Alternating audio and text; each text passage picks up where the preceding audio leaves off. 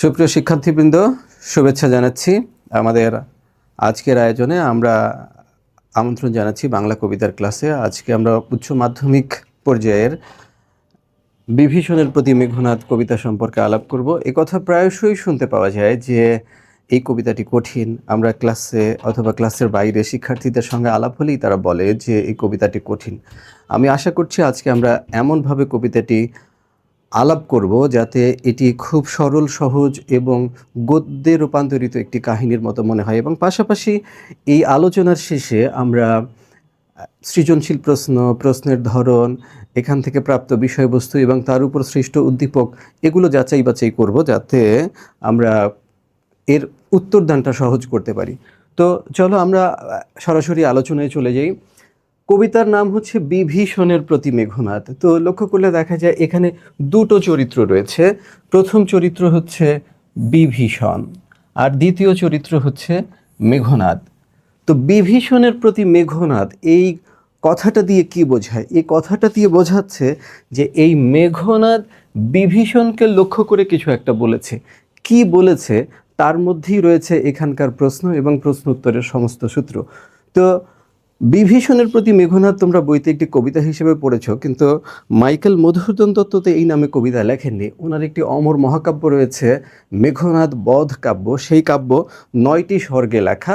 সেই 9টি স্বর্গের মধ্যে 6 নম্বর স্বর্গে এই লক্ষণের হাতে মেঘনাদের মৃত্যু ঘটে নিকুম্ভিলা যজ্ঞাগারে।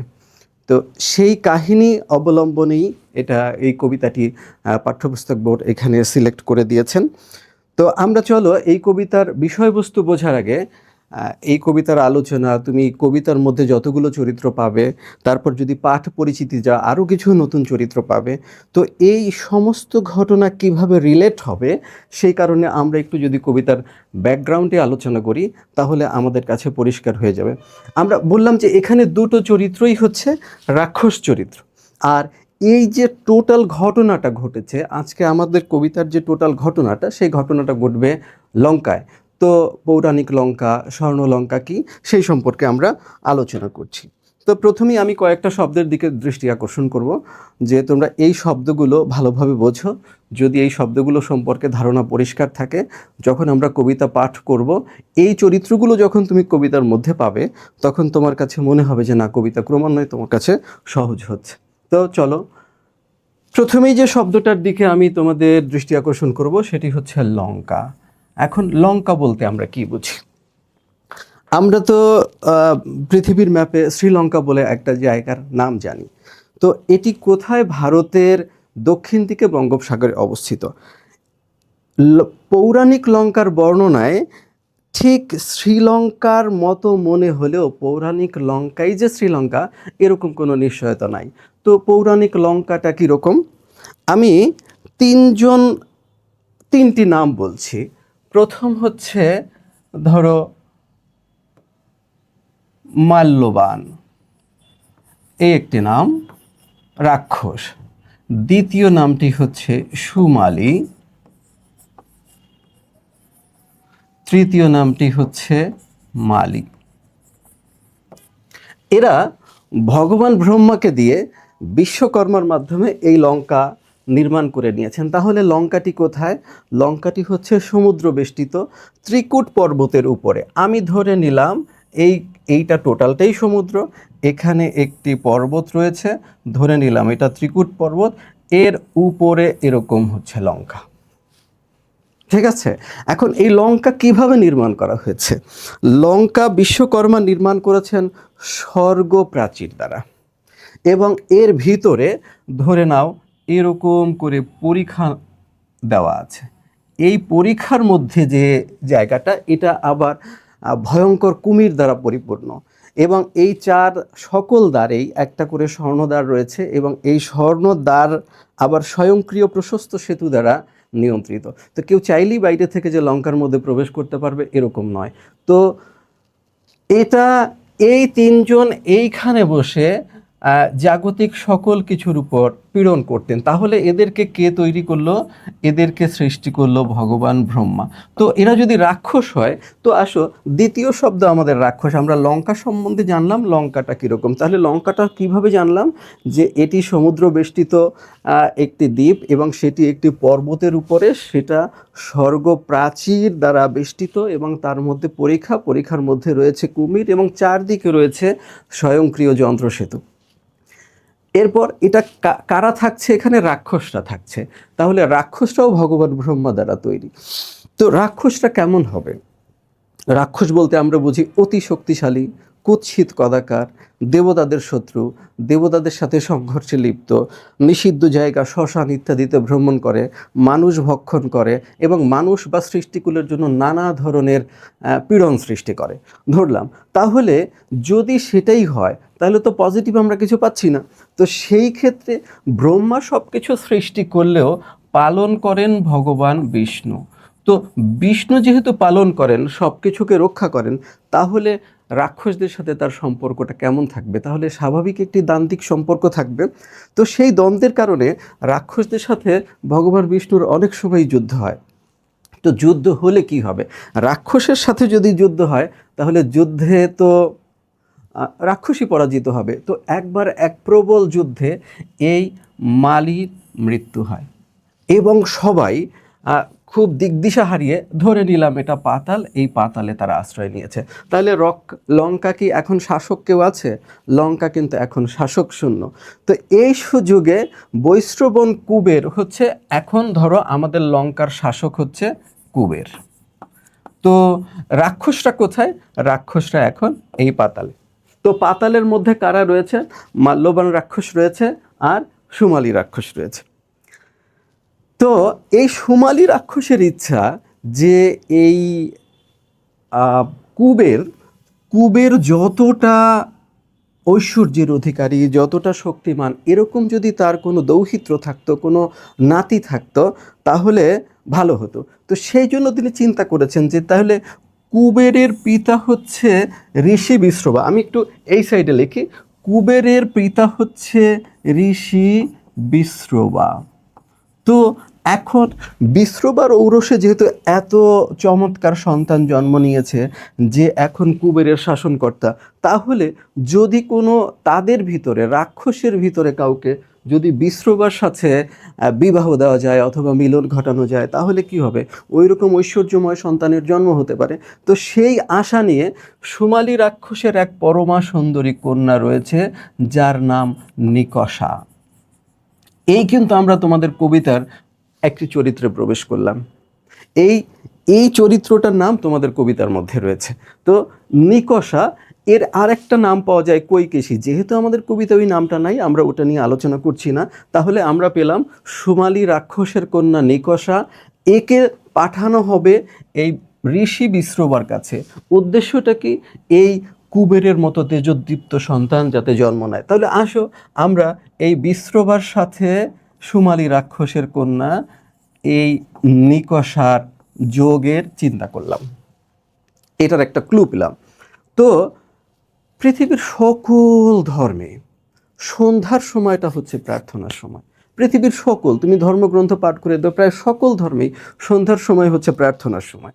তো এই নিকষা দারুণ প্রদোষ বা একেবারে প্রবল সন্ধ্যার সময় বিশ্রবার কাছে উপস্থিত হয়েছে। এই উপস্থিত হওয়ার ফলে বিশ্রবা ক্রুদ্ধ হয়েছেন এবং বিশ্রবা যেহেতু তার যোগ বলে আগেই নিকষার উদ্দেশ্য জানতে পেরেছেন, সেই কারণে তিনি অভিশাপ দিয়েছেন যে তুমি যে উদ্দেশ্যে এসেছো সেটা আমার মাধ্যমে যে সন্তানরা তোমরা হবে তারা হবে প্রবল রাক্ষস, কুৎসিত, কদাকার এবং অসৎ চরিত্রের অধিকারী। তো নিকষা তো এজন্য আসে নাই, নিকষাকে পাঠানো হয়েছে কুবেরের মতো এরকম ঐশ্বর্যময় সন্তানের জন্য। সে কি এরকম দুর্বৃত্ত পাওয়ার জন্য তার কাছে এসেছে? তারপর সে ক্ষমা প্রার্থনা করেছে। এরপর বিশ্রবা বলেছে আমি যেহেতু অভিশাপ দিয়েছি সেটা তো আর ফেরানো যাবে না, তাহলে আমার আশীর্বাদে তোমার সর্বকনিষ্ঠ পুত্র সন্তান আমার বংশের মতো পরম ধার্মিক হবে। তো চলো আমরা শুরু করলাম সেই পরম ধার্মিক সন্তান আমাদের এই কবিতায় বিভীষণের প্রতি মেঘনাদ কবিতার এই বিভীষণ হচ্ছে আমাদের পরম ধার্মিক সেই সন্তান। তাহলে কার ঔরসে হলো? বিশ্রবা মনির ঔরসে, নিকষা রাক্ষসীর গর্ভে, সুমালি রাক্ষসের কন্যা নিকষা, এর গর্ভে আমাদের জন্ম নিল কে? বিভীষণ। তাহলে প্রথম, ইনি তো আশীর্বাদের সন্তান, তাহলে সেই অভিশাপের সন্তানদের কি অবস্থা? 1 নম্বরে যিনি জন্ম নিলেন তার নাম হচ্ছে রাবণ। 2 নাম্বার যিনি জন্ম নিলেন তার নাম হচ্ছে কুম্ভকর্ণ। কুম্ভকর্ণ। তাহলে আমরা পেলাম রাবণ, আমরা পেলাম কুম্ভকর্ণ, আমরা পেলাম বিভীষণ। আর একটি কন্যা সন্তানের জন্ম হলো, তার নাম হচ্ছে শূর্পণখা। তাহলে আমরা এই 4টি সন্তান পেলাম কোথায়? বিশ্রবা এবং নিকষার মাধ্যমে পেলাম। তো এদের মধ্যে এই যে 3 জন সন্তান, নিকষার পরামর্শে তারা গোকর্ণ আশ্রমে তপস্যা করেছে। জায়গাটার কথা মনে রাখতে হবে, গোকর্ণ আশ্রম। এখন গোকর্ণ আশ্রমে তপস্যায় দিনের পর দিন তপস্যায় ভগবান ব্রহ্মা সন্তুষ্ট হয়েছেন। এবং এই যে রাবণ, তো আমরা একটু পরের স্লাইডে যাই, আমি একটু এই শব্দগুলো সম্পর্কে তোমাদের পরিচয়। তাহলে আমরা নাম নিলাম এখান থেকে কি? রাবণ। এখান থেকে পেলাম কি? কুম্ভকর্ণ। এখান থেকে পেলাম বিভীষণ এবং শূর্পণখা। তো রাবণ সম্পর্কে যদি আমরা বলি, প্রথম চরিত্র আমাদের রাবণ, দ্বিতীয় কুম্ভকর্ণ, তৃতীয় হচ্ছে বিভীষণ। এরা কোথায় প্রার্থনা করেছে? গোকর্ণ আশ্রমে প্রার্থনা করেছে। তাহলে আমি একটু এখানে লিখে দিলাম গোকর্ণ আশ্রম। তো এই রাবণের প্রার্থনায় ভগবান ব্রহ্মা তুষ্ট হয়ে তাকে বর দিতে চাইলেন। রাবণ অনন্ত জীবন লাভের প্রত্যাশা করলেন, যে আমি অনন্ত জীবন চাই। এখন ব্রহ্মা বললেন, ব্রহ্মা তাতে রাজি হন নাই। তারপর রাবণ সেই বর চেঞ্জ করে বলল, সে যাতে দেব, দৈত্য, যক্ষ, রক্ষ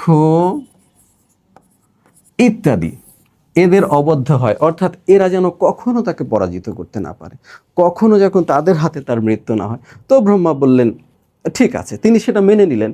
কিন্তু রাবণ মানুষকে এতই তুচ্ছ করতেন, তিনি তার প্রার্থনায় মানুষের কথা উল্লেখ করেননি। তাহলে রাবণের পতনের এই একটি বীজ কিন্তু এখানে নিহিত থাকলো। কুম্ভকর্ণকে যখন ভগবান ব্রহ্মা জানতে চাইলেন যে তোমার প্রত্যাশা কি, তিনিও অনন্ত জীবন প্রত্যাশা করলেন।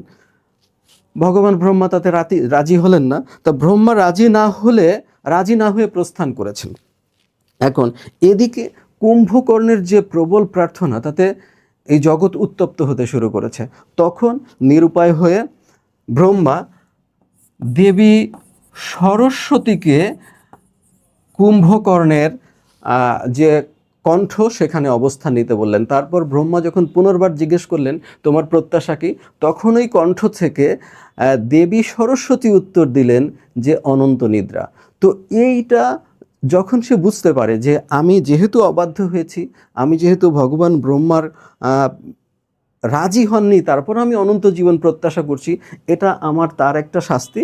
সেই জন্য তিনি অনেক অনুনয় বিনয় করে ভগবান ব্রহ্মাকে অনুনয় বিনয় করার পরে তিনি বলেন আচ্ছা ঠিক আছে, তাহলে 6 মাস অন্তর একবার নিদ্রাভঙ্গ হবে, কিন্তু অকালে নিদ্রাভঙ্গ প্রাণনাশের কারণ হতে পারে। তাহলে মনে রাখা দরকার, রাবণের কিন্তু একটু পরাজয়ের বীজ নিহিত আছে, তিনি মানুষের কথা উল্লেখ করেননি।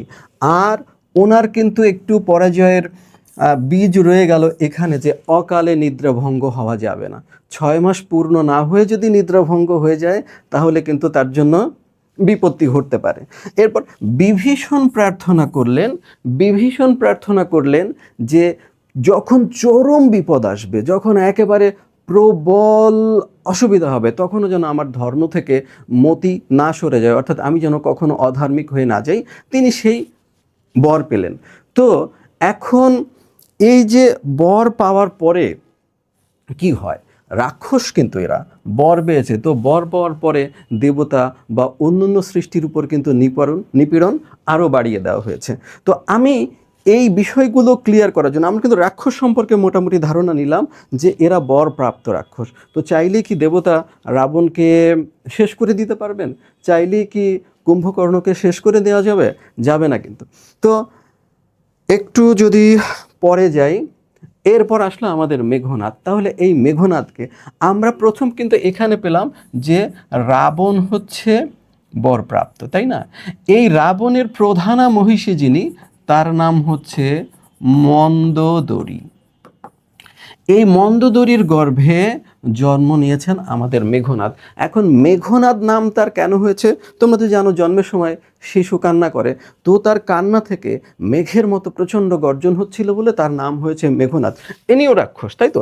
রাক্ষসের সন্তান রাক্ষস। তাহলে মেঘনাদ কেন নাম? তার জন্মের সময় ক্রন্দন থেকে প্রবল মেঘ গর্জনের মতো শব্দ হচ্ছিল বলে তার নাম হয়েছে মেঘনাদ। আচ্ছা, মেঘনাদের কি হলো? যখন এই রাবণ বরপ্রাপ্ত হয়ে যখন ভুবন জয় করতে চাইলেন, তখন এই সন্তানকে তিনি সাথে নিয়েছেন। এ যেহেতু মায়ার প্রভাবে একবার স্বর্গের দেবরাজা ইন্দ্রকে তিনি বন্দী করে ফেলেন, তো দেবতা বন্দী হয়েছে রাক্ষসের হাতে, এটা তো রীতিমতো একটি অসম্মানজনক ব্যাপার। তো সেই জন্য ভগবান ব্রহ্মা অন্যান্য দেবতাদের পরামর্শে মেঘনাদের কাছে আসলেন যে তুমি দেবরাজা ইন্দ্রকে মুক্ত করে দাও। এর বিনিময়ে তিনি কি চাইলেন? তিনি আবার সেই অনন্ত জীবন প্রত্যাশা করলেন যে আমি মুক্ত করে দিতে পারি, কিন্তু অনন্ত জীবন আমাকে দান করতে হবে। স্বভাবতই ভগবান ব্রহ্মা তাতে রাজি হলেন না। তখন মেঘনাদ একটা বর চেয়ে নিল যে আমি যুদ্ধে যাওয়ার প্রাককালে, আমি যুদ্ধে যাওয়ার পূর্বে আমি অগ্নিদেবের পূজা করব। মনে রাখতে হবে, এই কথাগুলো কিন্তু সব পাঠ পরিচিতিতে লেখা রয়েছে। তুমি যদি এখন এর উৎসটা মনে রাখতে না পারো, তাহলে পাঠ পরিচিতিতে গিয়ে তোমার মনে হবে এই তথ্য কোথা থেকে আসলো হঠাৎ করে। তাহলে কার পূজা করবে? তিনি অগ্নিদেবের পূজা করবেন। অগ্নিদেবের পূজা করলে কি হবে? অগ্নি থেকে তার জন্য একটা রথ উঠবে, সেই রথে চড়ে তিনি যদি যুদ্ধ করেন তাহলে অজেয় হবেন, অর্থাৎ কেউ তাকে পরাজিত করতে পারবে না। তো এই আশীর্বাদ মেঘনাদ চাইল, ভগবান ব্রহ্মা সেটা মেনে নিলেন। তার মানে হচ্ছে ওনার আশীর্বাদ হচ্ছে তিনি অগ্নিদেবের পূজা করবেন, অগ্নিদেবের পূজা করলে সেখান থেকে রথ উঠবে এবং সেই রথে চড়ে তিনি যুদ্ধ করলে কেউ তাকে পরাজিত করতে পারবে না। আর একটু আগেই তো বললাম, তিনি স্বর্গের ইন্দ্র দেবরাজা ইন্দ্র যে প্রক্রিয়াই হোক তিনি পরাজিত করেছেন। যেহেতু তিনি পরাজিত করেছেন তার মানে ইন্দ্রকে জয় করেছেন, এই জন্য তার একটা নাম হচ্ছে ইন্দ্রজিৎ। মনে রাখতে হবে কি নাম? ইন্দ্রজিৎ। এই ইন্দ্রের আর এক নাম হচ্ছে বাসব। তো তিনি তো ইন্দ্রকে জয় করেছেন, মানে কি তিনি বাসবকে জয় করেছেন, সেই জন্য তার আর একটা নাম হচ্ছে বাসব বিজয়ী। তাই এই কবিতার এই শব্দটা কিন্তু সরাসরি এই কবিতার মধ্যে ব্যবহার করা হয়েছে। তাহলে ইন্দ্রজিৎ শব্দটা আমরা কোথায় পাবো? ইন্দ্রজিৎ মেঘনাদ তোমার পাঠ পরিচিতিতে রয়েছে। আর বাসব বিজয়ী শব্দটা আমরা কোথায় পাবো? সরাসরি কবিতার মধ্যে রয়েছে। তাহলে বাসব বিজয়ী নাম তার কেন? কারণ তিনি দেবতা বাসব বা ইন্দ্রকে পরাজিত করেছিলেন বলেই তার নাম হয়েছে বাসব বিজয়ী। তো অগ্নিদেবের অগ্নিরথে চড়ে উনি যখন যুদ্ধ করবেন, তখন তো শত্রুর কাছে উনি পরাজিত হবেন না। শত্রু মানে হচ্ছে অরি। তো অরি যাকে, যিনি সবসময় অরিকে দমন করবেন, অরি যাকে দমন করতে পারবেন না, তার নাম হচ্ছে অরিন্দম। অরিন্দম এই শব্দটিও কিন্তু সরাসরি টেক্সটে ব্যবহৃত হয়েছে। তাহলে মেঘনাদকে বোঝাতে এই কবিতায় কোন কোন শব্দ ব্যবহৃত হয়েছে? মেঘনাদ সরাসরি ব্যবহৃত হয়েছে, ইন্দ্রজিৎ শব্দটি ব্যবহৃত হয়েছে, বাসব বিজয়ী শব্দটি ব্যবহৃত হয়েছে, আর অরিন্দম শব্দটি ব্যবহৃত হয়েছে। তাহলে মেঘনাদের কথা আমরা শুনলাম। তো এতক্ষণ আমরা যে আলোচনা করলাম, এই আলোচনা কিন্তু সব রাক্ষস কেন্দ্রিক, কিন্তু আমরা জানি যে মেঘনাদের মৃত্যু হয়েছে লক্ষণের হাতে। লক্ষণ তো রাক্ষস নন, তাহলে এই লক্ষণ তো মানুষ, তো মানুষের সাথে তাদের গণ্ডগোলই বা কীভাবে বাঁধলো, আর তাতে মেঘনাদের মৃত্যুই বা কীভাবে হলো, সেই বিষয়টা আমাদের একটু স্পষ্ট করা দরকার। তো আশা করি এই অংশটুকুতে সমস্যা থাকার কথা নয়। তো আসো আমরা একটু এই যে যারা লঙ্কার যুদ্ধে রাক্ষসদের প্রতিপক্ষ, সেই রাক্ষসদের সম্পর্কে একটু জানি। প্রথম আসো রাম। রামের কথা যদি বলি তাহলে রামের রাজ্য কোনটা? সূর্যবংশীয় রাজা দশরথ, নামটা মনে রাখতে হবে। না, রাজার নাম কি? রাজা হচ্ছে দশরথ। দশরথকে রামের পিতা। তো রামের পিতা দশরথের প্রথম এক কন্যা সন্তান হয়, পুত্র হচ্ছিল না বলে পুত্র সুযোগ্য করা হয়। তো এই পুত্র সুযোগ্য করার পরে এখানকার যে পায়েস, সেই পায়েস দুই স্ত্রীকে দান করা হয়। তো তার তিন স্ত্রী, আমি একটু এখানে লিখি, দশরথের তিন স্ত্রী। প্রথম হচ্ছে কৌশল্যা, নামগুলো মনে রাখতে হবে। দ্বিতীয় হচ্ছে কৈকেয়ী, কৈকেয়ী। আর তৃতীয় হচ্ছে সুমিত্রা, সুমিত্রা। তো এই যে পুত্রসুয় যজ্ঞটি করলেন, এই যজ্ঞের সময় যে পায়েস দেওয়া হয়েছে, সেই সময় দুইজন উপস্থিত ছিলেন। তা ওনাকে এক ভাগ দেওয়া হয়েছে, কৌশল্যাকে এক ভাগ কৈকেয়ীকে দেওয়া হয়েছে। সুমিত্রা যেহেতু ছিলেন না, উনি খাওয়ার পরে একটা অংশ সুমিত্রার জন্য রেখে দিয়েছেন। আবার উনিও খাওয়ার পরে, কৈকেয়ীও খাওয়ার পরে একটা অংশ সুমিত্রার জন্য রেখে দিয়েছেন। তো খাওয়ার সময় কৌশল্যা খেয়েছে এক অংশ, কৈকেয়ী খেয়েছে এক অংশ, সুমিত্রা কিন্তু দুইজনের কাছ থেকে পেয়েছে দুই অংশ। তো যার ফলে কৌশল্যের গর্ভে জন্মগ্রহণ করেন রাম, কৈকেয়ীর গর্ভে জন্মগ্রহণ করেন ভরত। আর সুমিত্রা যেহেতু দুই অংশ খেয়েছেন, সেই জন্য তার যমজ সন্তান হয়েছে। এই যমজ সন্তানের মধ্যে একজন হচ্ছেন লক্ষ্মণ, আর একজন হচ্ছেন শত্রুঘ্ন।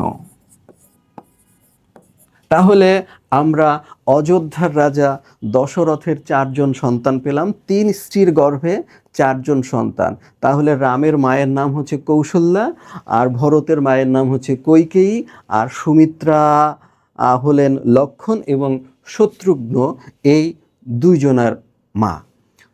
তো এই সুমিত্রা নাম মনে রাখতে হবে, এই নাম কিন্তু কবিতায় সরাসরি ব্যবহার করা হয়েছে, সেই জন্য সুমিত্রা নামটা মনে রাখতে হবে। আচ্ছা, আমরা পেলাম এই সাইড, পেলাম রাম, পেলাম ভরত, পেলাম লক্ষ্মণ, পেলাম। তো এইখানে যে সীতা রয়েছে, এই সীতা কোথা থেকে আসলো? ঠিক আছে, এবার আসি, তাহলে এইটা কোথায়? এইটা হলো দশরথ। দশরথের রাজ্য কোথায়? বর্তমানে তুমি যদি ভারতের ম্যাপ দেখো, তাহলে উত্তরপ্রদেশ। আর এইখানে আমরা সীতার এই দিকে যদি আসি, তাহলে সীতাদের যে রাজ্য, এইটা হচ্ছে মিথিলা, আর এর রাজা হচ্ছে জনক। তাহলে মিথিলাটা এখন কোথায় হবে? নেপাল বর্ডার, ভারত নেপাল বর্ডারে, এইখানে বিহার এবং নেপালের মধ্যে জনকপুর। এই জনকের নাম অনুসারে নেপালে কিন্তু জনকপুর হয়েছে। তাহলে এই জায়গাটা হচ্ছে মিথিলা। তো মিথিলার রাজাকে জনক। আচ্ছা, এই রাজা জনকের একটি সন্তান। তো প্রথম আসি সীতার কথায়। সীতা আসলে রাজা জনকের সন্তান নয়, তিনি তাকে ভূমিতে পেয়েছেন, মাটিতে পেয়েছেন, অথবা মাটির ভিতরে পেয়েছেন। সেই জন্য প্রথম সন্তান আমরা ধরে নিলাম সীতা। আবারও বলছি, এই সীতা কিন্তু জনকের ঔরসজাত সন্তান নয়। এবং জনকের যে ঔরসজাত কন্যা, তার নাম হচ্ছে উর্মিলা। তাহলে সন্তান পেলাম কয়টা জনকের? 2টা, একজন হচ্ছেন সীতা, আর একজন উর্মিলা। আচ্ছা, জনকের ভাই আছেন একজন, তার নাম হচ্ছে কুশধ্বজ। নামটা মনে রেখো, আমি বোর্ডে লিখলাম না। কুশধ্বজ। কুশধ্বজের 2 সন্তান, কুশধ্বজের 2 সন্তান। 1 নম্বরে মান্ডবী, আর 2 হচ্ছে শ্রুতকীর্তি। শ্রুতকীর্তি। তাহলে এখানে আমরা পেলাম 4 জন ছেলে রাজা দশরথের, আর এখানে মিথিলায় পেলাম জনকের 2 সন্তান, কুশধ্বজের 2 সন্তান। এই 4 জনের বিবাহ হয়েছে এই 4 জনের সাথে।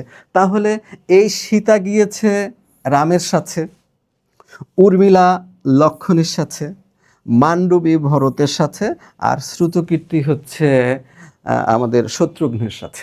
তাহলে এই আমরা ঘটনাটা পেয়ে গেলাম। এবার আসো আর একটা ঘটনা বলি, সেটা হচ্ছে এই যে রাজা দশরথ, সূর্যবংশীয় রাজা, দেবাসুরের যুদ্ধে উনি অনেকবারই দেবতাদের সহায়তা করেছেন এবং 2 বার প্রবলভাবে আহত হয়েছেন। তাহলে কি জানলাম আমরা? উনি দেবাসুরের যুদ্ধে প্রবলভাবে কয়বার? 2 বার আহত হয়েছেন। এবং এই আহত হওয়ার মধ্যে এই যে তার দ্বিতীয় স্ত্রী কৈকেয়ী, এই কৈকেয়ী তাকে প্রবল সেবা শুশ্রূষা করে সারিয়ে তুলেছেন। সেই কারণে রাজা দশরথ বলেছেন যে তুমি আমার কাছে দুটো জিনিস চাও। এখন সে বলল যে আমার তো কিছু চাওয়ার নেই। তখন কথা হয়েছে যে পরে যখন খুশি তখন তুমি চেয়ে নিও। তো এবার রামকে যুবরাজ পথে অধিষ্ঠিত করা হবে, অর্থাৎ এই যে আমাদের দশরথের যে রাজ্য, এখানে পরবর্তী রাজা কে হবে? রাম হবে। তো রাজা হতে হলে কি হতে হবে? তাকে যুবরাজ পদে আগে অভিষিক্ত হতে হবে।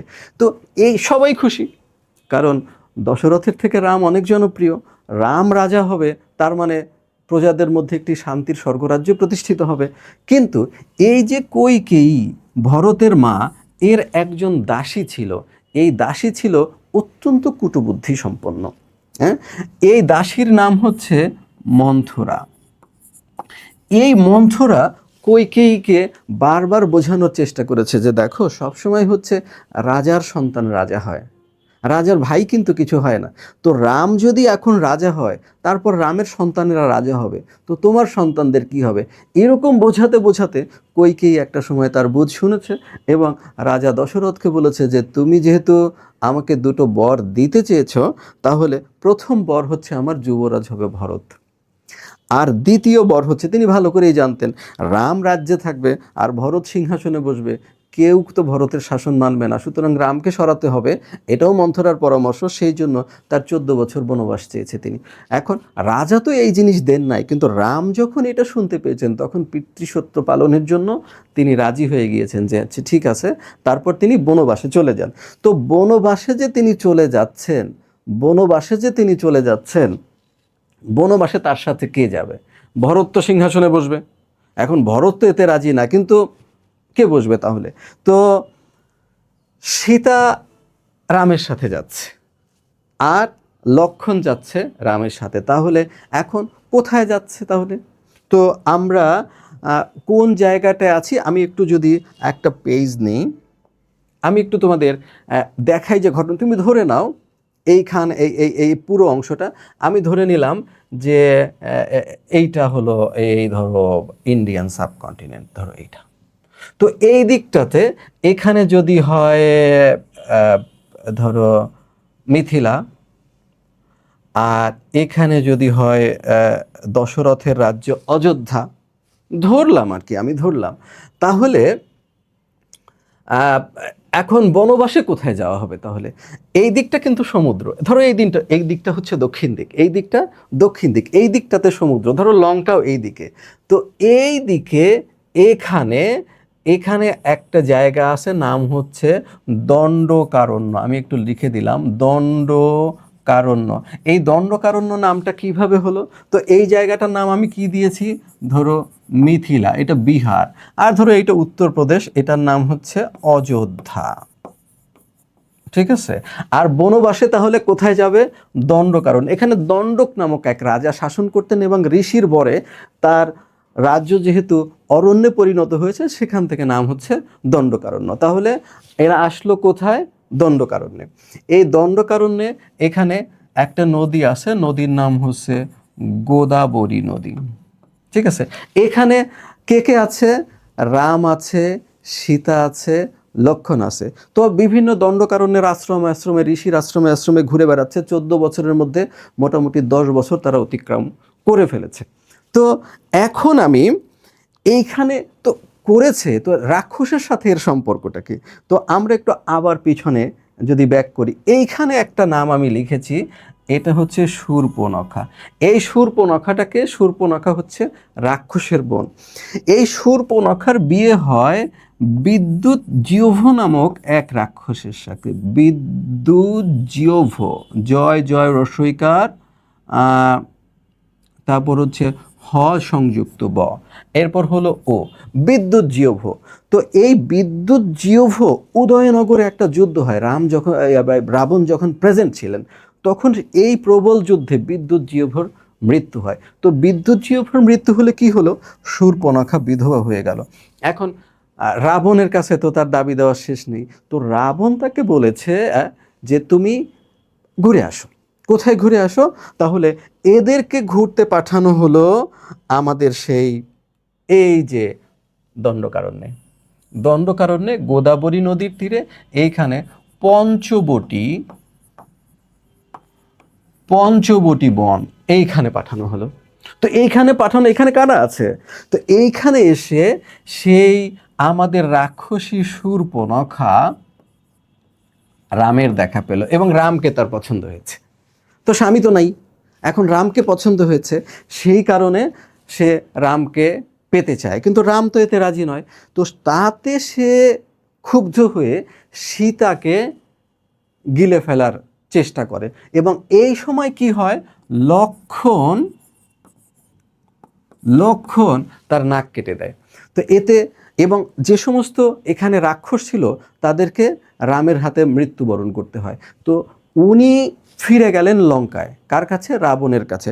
রাবণের কাছে গিয়ে সীতার অপরূপ রূপ সৌন্দর্যের বর্ণনা দিয়েছেন এবং সীতাকে হরণের জন্য রাবণকে উদ্বুদ্ধ করেছে। তো রাবণ এখানে এসে ছদ্মবেশে কৌশলে ছলনার আশ্রয় নিয়ে সীতাকে হরণ করে লঙ্কা নিয়ে গেছেন। এবার ক্লু তো পাওয়া গিয়েছে যে আচ্ছা, মানুষ রাম কেন লঙ্কায় যাবেন, কারণ সীতাকে অন্যায়ভাবে হরণ করা হয়েছে। টোটাল যে ব্যাপারটায় সমস্যা কিন্তু শূর্পণখার, কিন্তু হরণ করা হলো সীতাকে হরণ করে নিয়ে যাওয়া হয়েছে। তাহলে রাম যেহেতু প্রেমিক, ধার্মিক, স্বামী হিসেবে আদর্শ, তাহলে তিনি তো তার স্ত্রীকে উদ্ধার করতে চাইবেনই।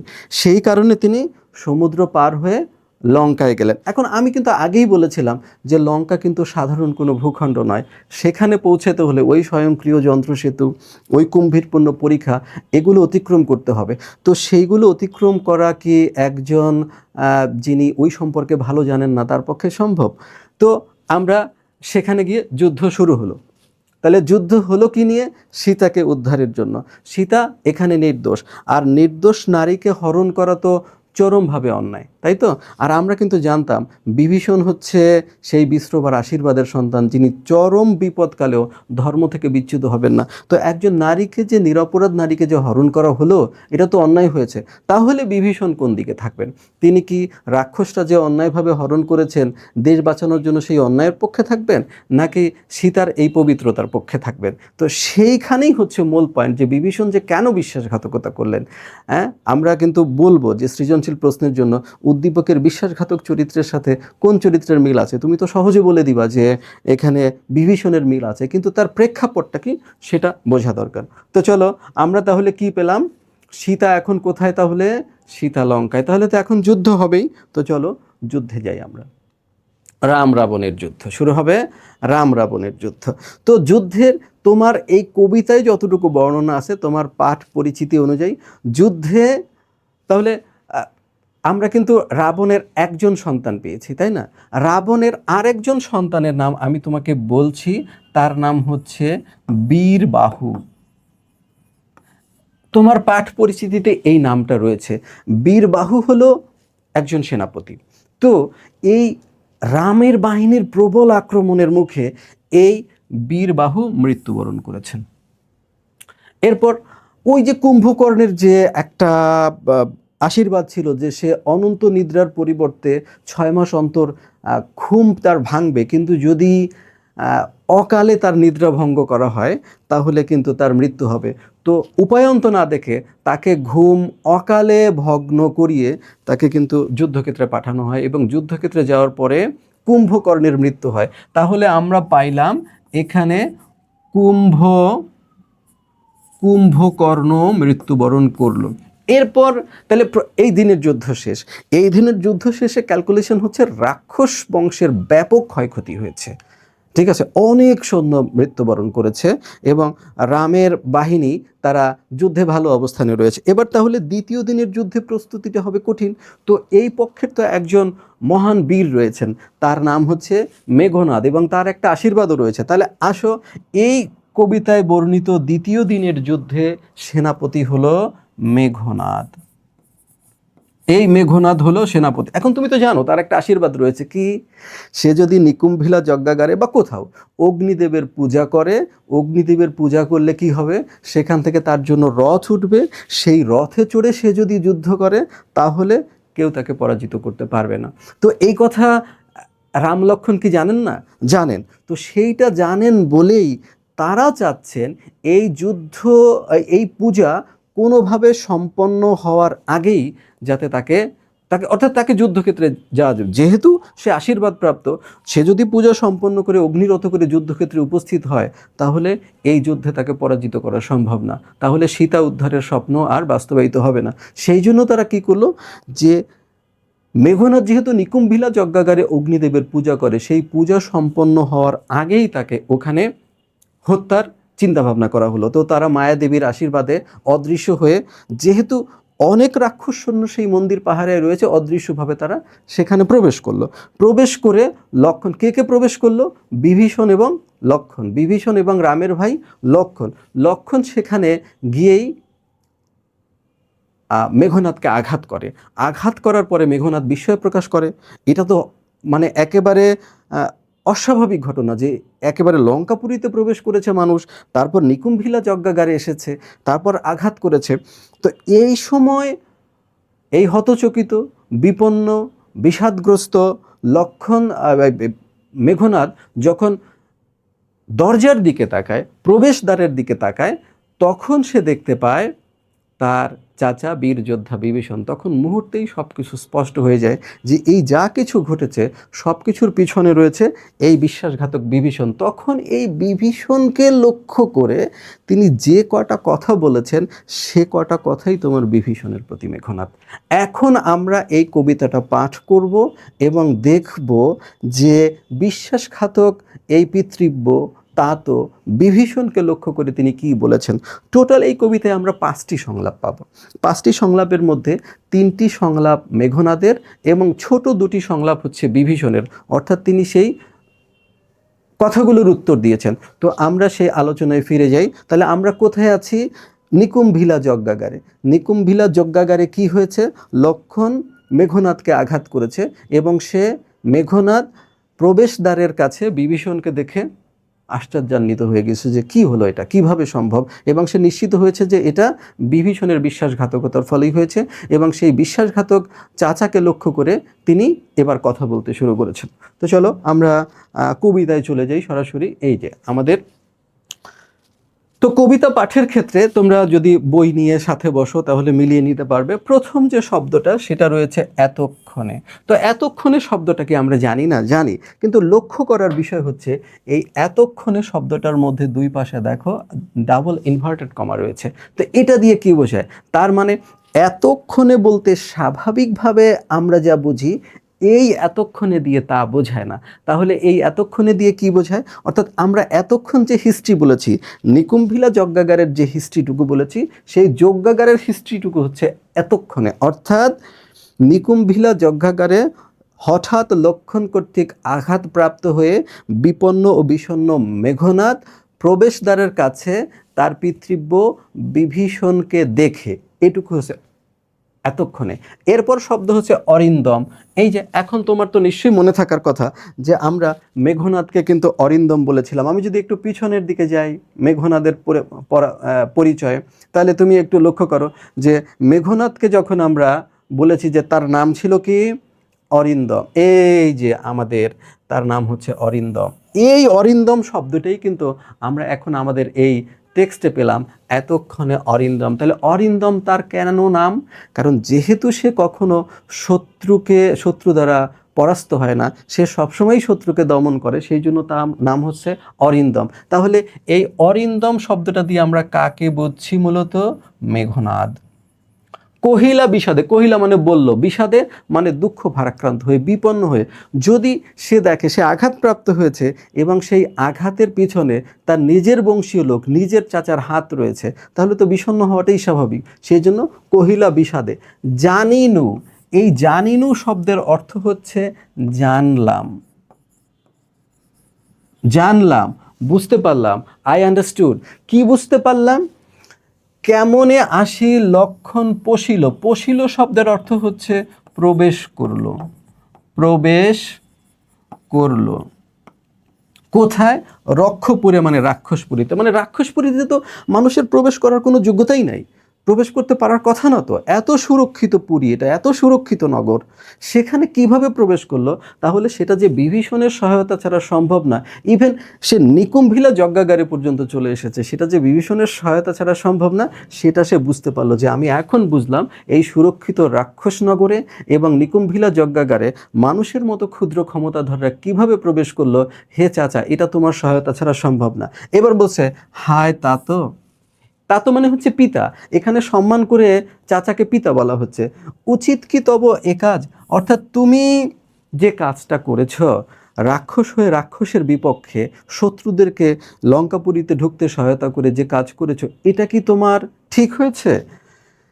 উচিত কি তব এ কাজ, নিকষা সতী তোমার জননী। এই যে নিকষা, আমি কিন্তু প্রথমেই বলেছিলাম যে এই নামগুলো তোমাদের লাগবে। নিকষা মনে আছে তো? ওই যে সুমালী রাক্ষসের কন্যা, কুবেরের মতো সন্তান প্রাপ্তির জন্য যাকে বিষ্ণুবার কাছে পাঠানো হয়েছিল, এবং যিনি কিনা রাবণ, কুম্ভকর্ণ এবং বিভীষণের মা, সেটাই স্মরণ করিয়ে দিয়েছে।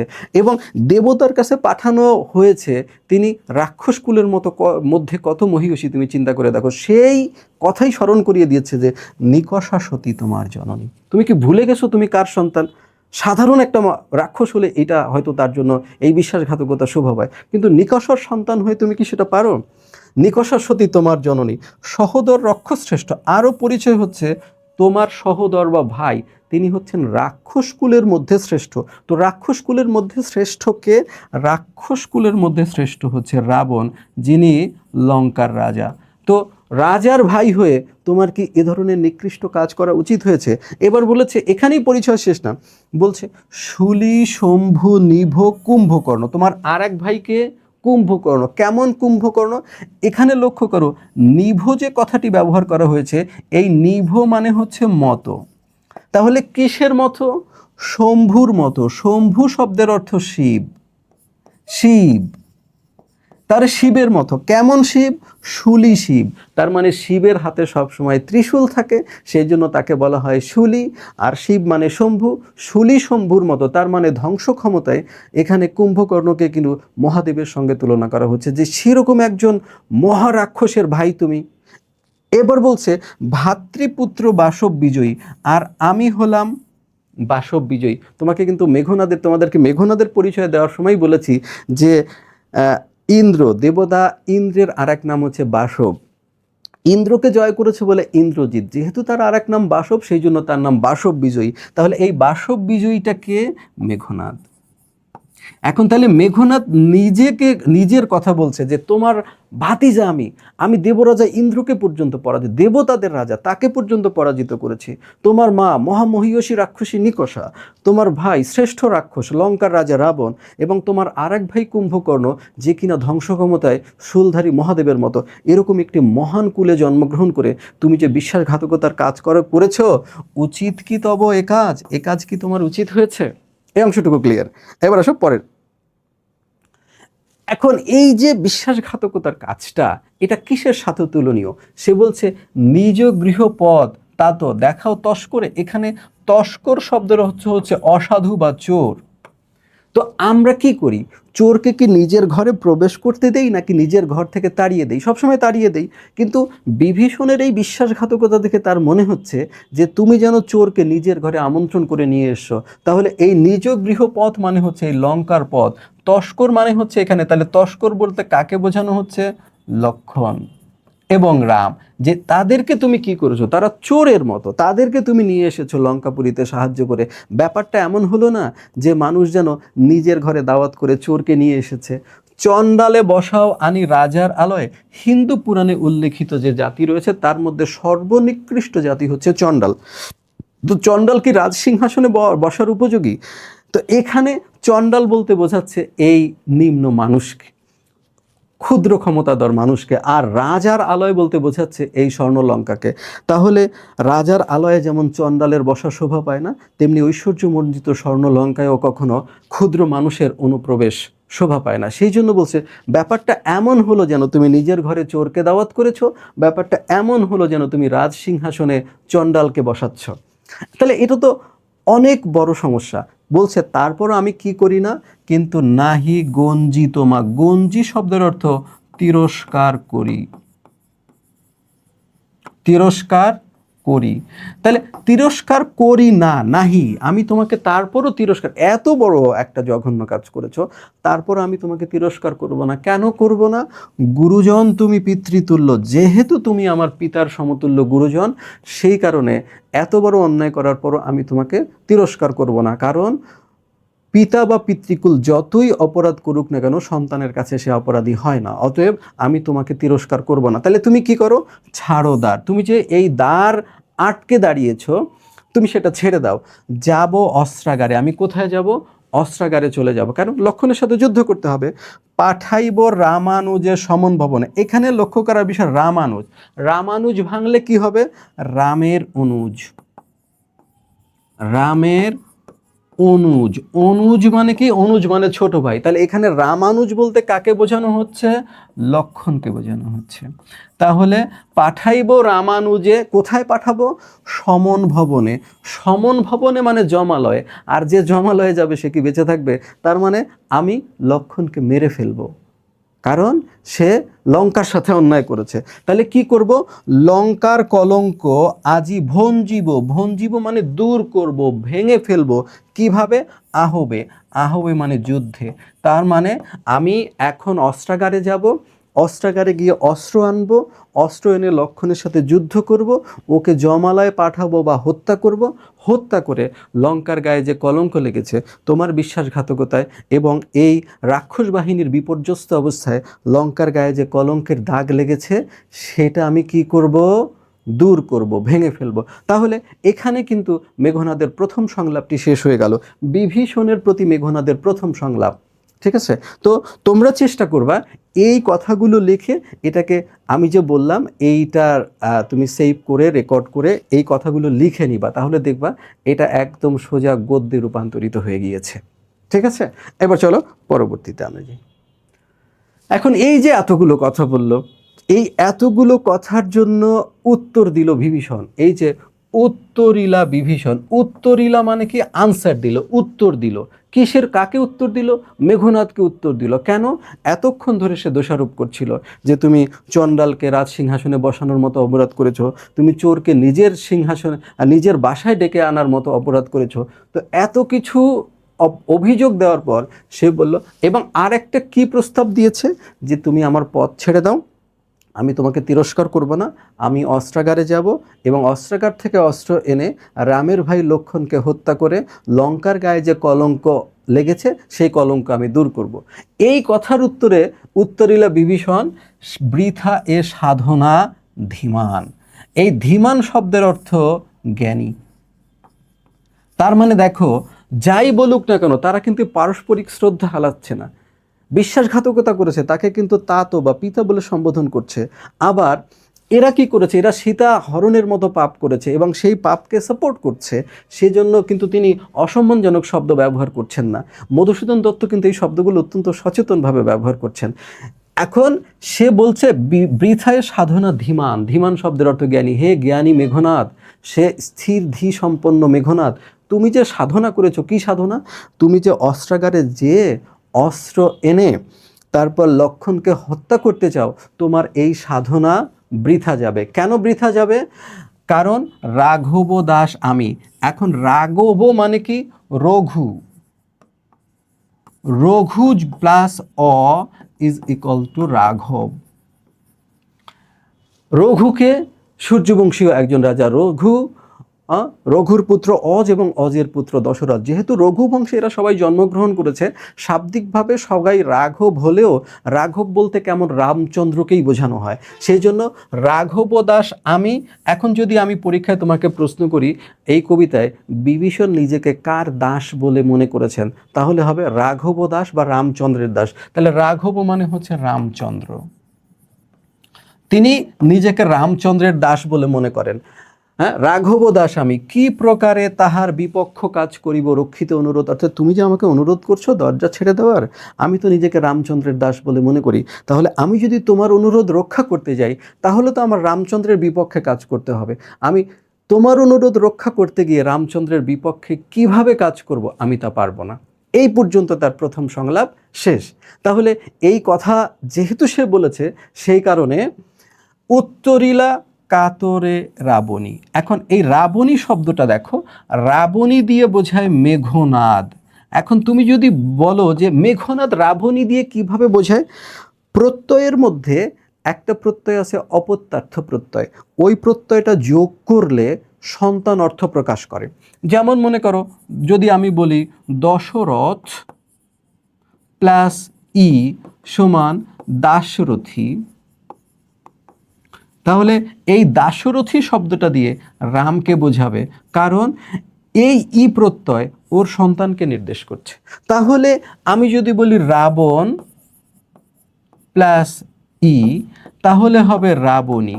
তো বলো এখানে রাবণের সন্তানকে, তাহলে রাবণের সন্তান মেঘনাদ। তাহলে এই রাবণী শব্দটা দিয়ে মেঘনাদকে বোঝাচ্ছে। কেন? সে রাবণের সন্তান। এটার নাম হচ্ছে অপত্যার্থ প্রত্যয়।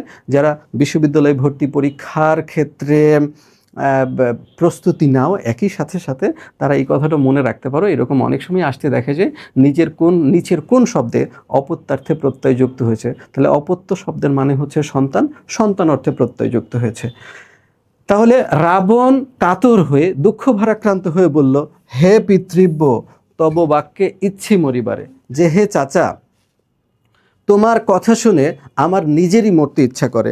তার মানে ওরা তো আমাকে এই নিকুম্ভিলা যজ্ঞাগারে মারতেই এসেছে, কিন্তু তুমি যে ধরনের কথা বলেছ তাতে আমার নিজেরই মরতে ইচ্ছা করছে। কি বলেছে? যে সে রামচন্দ্রের দাস। যে এটা তুমি কিভাবে বলো? তব বাক্যে ইচ্ছি মরিবারে, রাঘবের দাস তুমি, তার মানে তোমার মতো মহান রাক্ষস, যিনি ঈশ্বরের আশীর্বাদ প্রাপ্ত, প্রবল বিপদেও যার ধর্মে মতি থাকবে, সে কি কখনো ক্ষুদ্র মানুষ রামচন্দ্রের দাস হতে পারে? তুমি এইটা এমন নিকৃষ্ট কথা বলেছ যেটা শুনে আমার নিজেরই মরতে ইচ্ছা করছে। কেমনে ও মুখে আনিলে এ কথা, যে তোমার মহান মুখে, তোমার মহান ও পবিত্র মুখে কিভাবে এরকম একটি নিকৃষ্ট কথা উচ্চারণ করতে পারলে? কহতা দাসেরে, এখানে দাস বলতে কাকে বুঝিয়েছে মেঘনাদ? নিজেকে। তার মানে সন্তান যতই পরাক্রমশালী হোক না কেন, হোক সে ইন্দ্রজিৎ, হোক সে বাসুব বিজয়ী, তারপরও সে মনে করছে সে বিভীষণের দাস। এই যে শ্রদ্ধাবোধ, এই যে জ্ঞাতির প্রতি ভালোবাসা, এটা কিন্তু এই কবিতার গুরুত্বপূর্ণ বিষয়। তা কহতা দাসেরে, আমি তোমার সন্তান, আমি তোমার দাস, তোমার ওই মহান পবিত্র মুখে তুমি কিভাবে এরকম একটি নিকৃষ্ট কথা উচ্চারণ করলে যে রামের মতো ক্ষুদ্র মানুষ তোমার প্রভু, তুমি তার দাস? এই কথাটা একটু আমাকে তুমি বলো। এবার এই কথাটা তিনি আবার এক্সাম্পল দিয়ে বোঝাচ্ছেন যে এই কথাটা এমন হলো যে স্থাপিলা বিধুরে বিধি স্থান ললাটে। স্থাপিলা মানে স্থাপন করলো, স্থাপিলা মানে স্থাপন করলো কাকে? বিধুরে।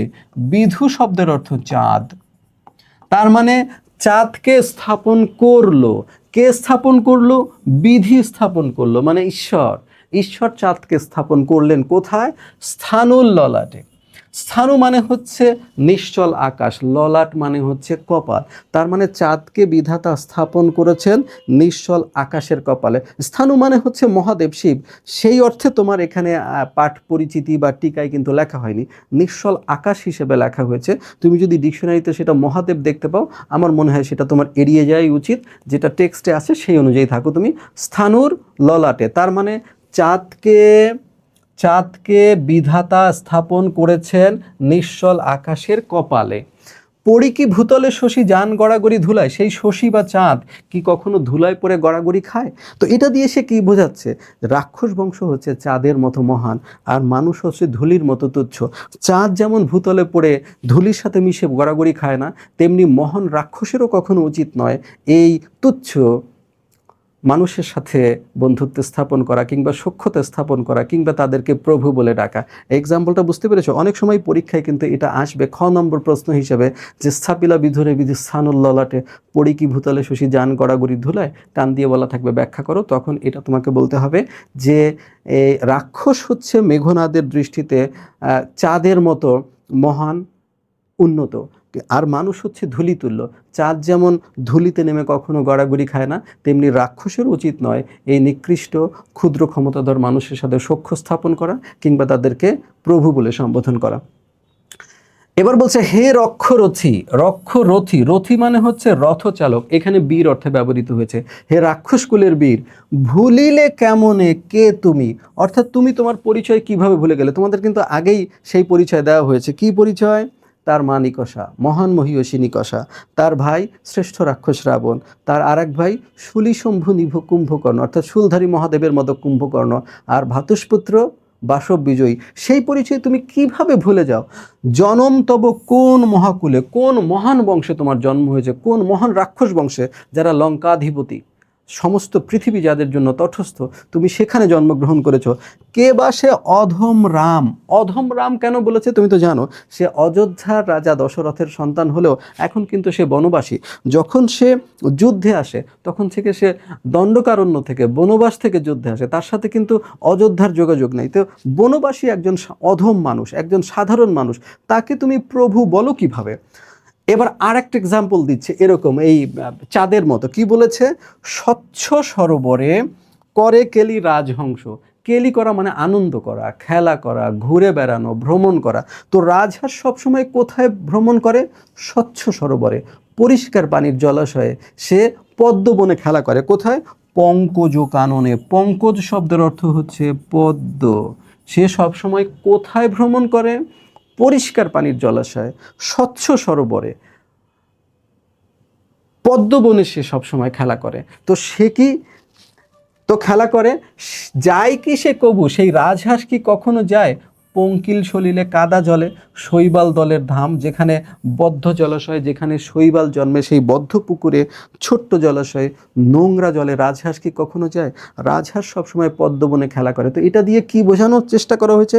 এখানে রাজহাঁস বলতে মানে কি?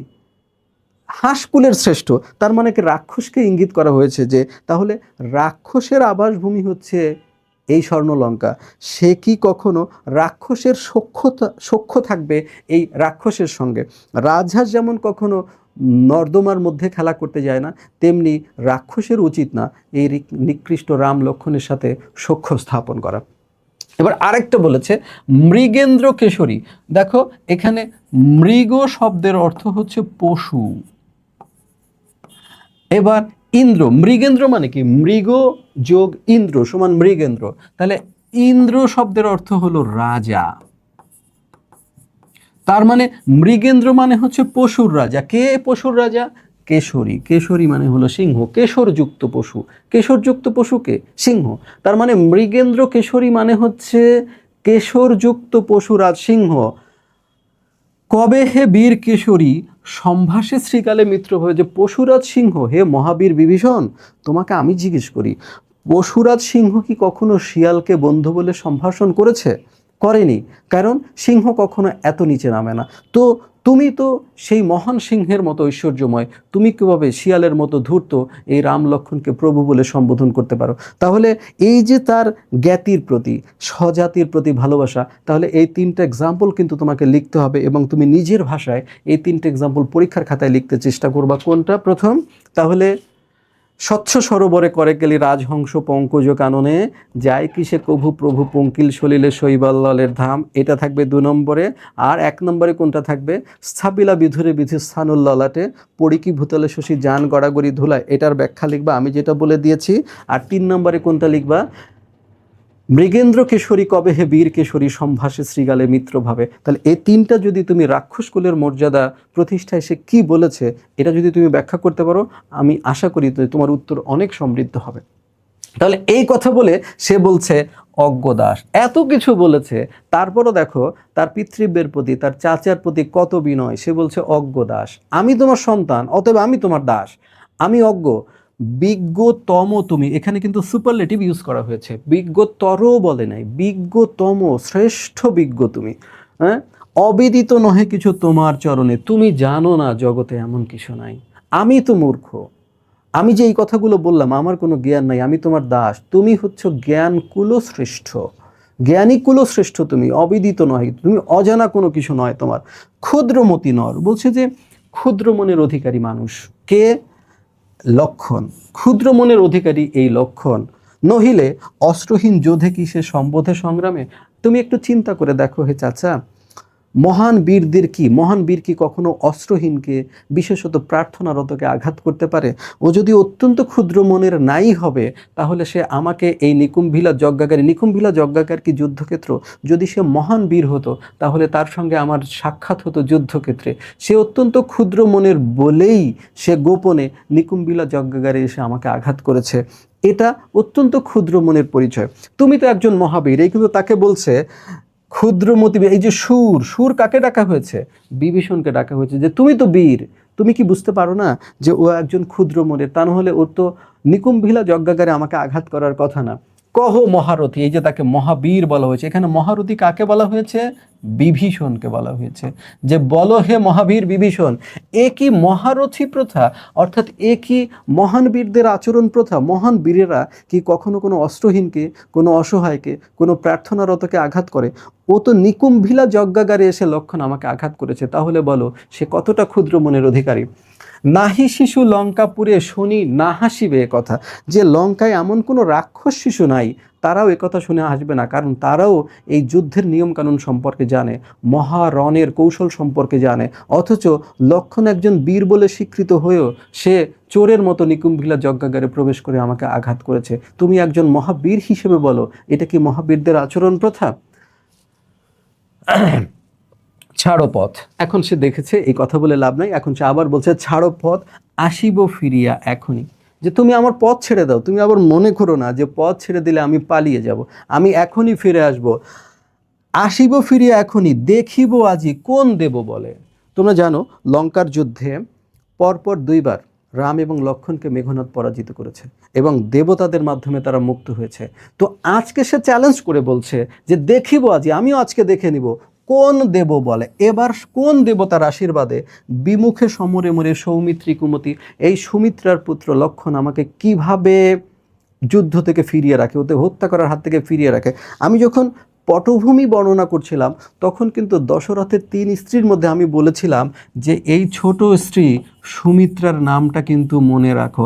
এবার সেই সময়টা এসেছে, এই যে সৌমিত্রী, সুমিত্রা যোগ ই ইজ ইকুয়াল টু সৌমিত্রী। তার মানে আমি কিন্তু বলেছিলাম অপত্যার্থ প্রত্যয় বলে একটা প্রত্যয় আছে, তার মানে এটা দিয়ে বোঝায় সুমিত্রার পুত্র। তার মানে সুমিত্রার পুত্র ও লক্ষণ কেমন লক্ষণ? কুমতি লক্ষণ, অর্থাৎ অসৎ বুদ্ধির অধিকারী, দুষ্ট বুদ্ধির অধিকারী, বীর সেজেও বীরের আচরণ প্রথা না মানার বুদ্ধির অধিকারী। সে আজকে আমাকে কোন দেবতার আশীর্বাদে আমার থেকে রক্ষা পায়, আমিও আজকে দেখে নিব। দেবদত্ত নররণে, অর্থাৎ দেবতা, দত্ত এবং মানুষের সঙ্গে যুদ্ধে সচক্ষে দেখেছ রাক্ষসশ্রেষ্ঠ পরাক্রম দাস। হে রাক্ষসকুল শ্রেষ্ঠ বিভীষণ, তুমি নিজের চোখেই দেখেছ আমি কতটা পরাক্রমশালী। দেবদত্ত নররণে দেখেছ যে আমি দেবতাদের রাজা ইন্দ্রকে পর্যন্ত বন্দি করেছি। তো আমার ক্ষমতা তুমি দেখেছো। তুমি যদি আমার দ্বার ছেড়ে দাও, তুমি এটা মনে করো না যে আমি এখান থেকে পালিয়ে যাব বা চলে যাব। দেবদত্ত নররণে সচক্ষে দেখেছ রক্ষশ্রেষ্ঠ পরাক্রম দাসের। কি দেখি মানে কি দেখে? ডরিবে দাস হেন দুর্বল মানব, এই লক্ষণের মতো দুর্বল মানবকে দেখে আমি কেন ভয় পাবো? যে মেঘনাদ দেবতাদের সাথে যুদ্ধ করতে যায়, যে মেঘনাদ দেবরাজা ইন্দ্রকে বন্দি করতে সক্ষম হয়, সে কি লক্ষণকে ভয় পায়? তুমি পথ ছেড়ে দাও, আমি অস্ত্র নিয়ে এখনই আসব, লক্ষণকে আমি জমালয়ে পাঠাবো, আমিও দেখে নিব কোন দেবতার আশীর্বাদে সে আমাকে আজকে যুদ্ধ থেকে নিবৃত্ত করতে পারে। নিকুম্ভিলা যজ্ঞাগারে প্রগলভে পশিল দম্ভী। নিকুম্ভিলা যজ্ঞাগার তো বুঝতেই পেরেছ, এটা মেঘনাদের ওই যে আশীর্বাদ প্রাপ্ত অগ্নিদেবের পূজা করার স্থান। এখানে সে অগ্নিদেবের পূজা করবে, তখন অগ্নি থেকে রথ উত্থিত হবে, সেই রথে করে যুদ্ধ করলে সে অজেয় হবে। প্রগলভে মানে হচ্ছে দাম্ভিকতা সহকারে, ঔদ্ধত্যপূর্ণভাবে। পশিল মানে প্রবেশ করলো, দম্ভী মানে দাম্ভিক, অহংকারী, যে অত্যন্ত উদ্ধত ভাব নিয়ে আমার এই নিকুম্ভিলা যজ্ঞাগারে প্রবেশ করেছে। আজ্ঞা করো দাসে শাস্তি নরাধমে, তুমি একটু শুধু হুকুম দিয়ে দেখো, আমি এই নরাধমটার শাস্তির ব্যবস্থা করি। তব জন্মপুরে তা তো পদার্পণ করে বনবাসী। বলছে তোমার মতো মহান মহত্তা রাক্ষস, প্রবল বিপদের সময়ও যার ধর্মে মতি থাকবে, তার মতো মহান রাক্ষস যে ভূমিতে জন্মগ্রহণ করেছে, সেখানে বনবাসী, দণ্ডকারণ্যে বসবাস করা বনবাসী মানুষ সেখানে প্রবেশ করেছে। এতে সে অবাক হয়েছে। এই যে নোট অফ এক্সক্লামেশন তোমরা দেখতে পাচ্ছ, হে বিধাতা, হে বিধাতা, নন্দন কাননে ভ্রমে দুরাচার দত্ত। নন্দন কানন অবাক হয়ে বলছে হায় আল্লাহ, আমরা বলি না হায় আল্লাহ, এটাও কি হওয়ার মতো ছিল? সেও বলছে হে বিধাতা, নন্দন কাননে ভ্রমে দুরাচার দত্ত। নন্দন কানন মানে হচ্ছে স্বর্গের উদ্যান, স্বর্গের বাগান। সেখানে কারা ভ্রমণ করবেন? সেখানে মহান দেবতারা ভ্রমণ করবেন। তো সেখানে যদি দুরাচার দত্ত প্রবেশ করে, সেটা স্বর্গের বাগানের জন্য অপমানজনক। তো মেঘনাদের কাছে এই স্বর্ণলঙ্কাও হচ্ছে স্বর্গের উদ্যান সম। সেখানে রাম লক্ষ্মণের অনুপ্রবেশও দুরাচার দত্তের প্রবেশের মতো। তো স্বর্গের উদ্যানে দুরাচার দত্ত প্রবেশ করলে যেরকম স্বর্গের বাগানের মর্যাদা নষ্ট হয়, তেমনি এই মহান ঐশ্বর্যময় লঙ্কায় এই রাম লক্ষ্মণের মতো ক্ষুদ্র মানুষ প্রবেশ করাতেও লঙ্কার ঐশ্বর্য নষ্ট হয়েছে বলে সে মনে করে। প্রফুল্ল কমলে কীটবাস। প্রফুল্ল শব্দের অর্থ প্রস্ফুটিত, আর কমল শব্দের অর্থ পদ্ম। কমল শব্দের অর্থ কি? পদ্ম। কীটবাস মানে কি? পোকার বসবাস। তার মানে আমি যদি এখন বলি এখানে প্রফুল্ল কমল বলতে, প্রস্ফুটিত পদ্ম বলতে কি বোঝানো হয়েছে? ঐশ্বর্যময় লঙ্কা। কীটবাস বলতে কি বোঝাচ্ছে? কাদেরকে পোকার সঙ্গে তুলনা করা হয়েছে? রাম লক্ষ্মণকে তুলনা করা হয়েছে। একটা প্রস্ফুটিত পদ্মে পোকার উপস্থিতি যেমন পদ্মের সৌন্দর্য নষ্ট করে, তেমনি ঐশ্বর্যময় লঙ্কায় রাম এবং লক্ষ্মণের উপস্থিতি লঙ্কার সৌন্দর্য নষ্ট করেছে বলে সে মনে করে। কহতাত সহিব কেমনে হেন অপমান আমি ভাতৃপুত্র। বলো হে পিতৃব্য, তোমার ভাতস্পুত্র হয়ে লঙ্কার এই অপমান আমি কিভাবে সহ্য করব? তুমিও হে রক্ষমণি, রক্ষকুল শ্রেষ্ঠ রাক্ষস, তুমি কিভাবে সহ্য করছো? আমি পারি না, আমি ক্ষুদ্র, আমি তোমার সন্তান, আমি তোমার দাস, আমি মূর্খ জ্ঞানহীন, আমি লঙ্কার এই অপমান সহ্য করতে পারছি না। তুমি লঙ্কার একজন মহান রাক্ষস, মহান বীর হয়ে লঙ্কার এই অপমান কিভাবে সহ্য করছো? তাহলে এই পর্যন্ত ছিল হলো মেঘনাদের দ্বিতীয় সংলাপ। তো এখন পর্যন্ত যতটুকু আমরা পড়েছি তাতে মেঘনাদের আমরা দুটো সংলাপ পেয়েছি এবং বিভীষণের ক্ষুদ্র একটি সংলাপ পেয়েছি, যেখানে সে নিজেকে রামচন্দ্রের দাস বলে ঘোষণা করেছে। এখন এই যে এত কথা বললো, রাক্ষস বংশের মর্যাদা বোঝালো, লঙ্কা পুরীর ঐশ্বর্য বোঝালো, এই কথা শুনে লজ্জা পেয়েছে বিভীষণ। কেমন?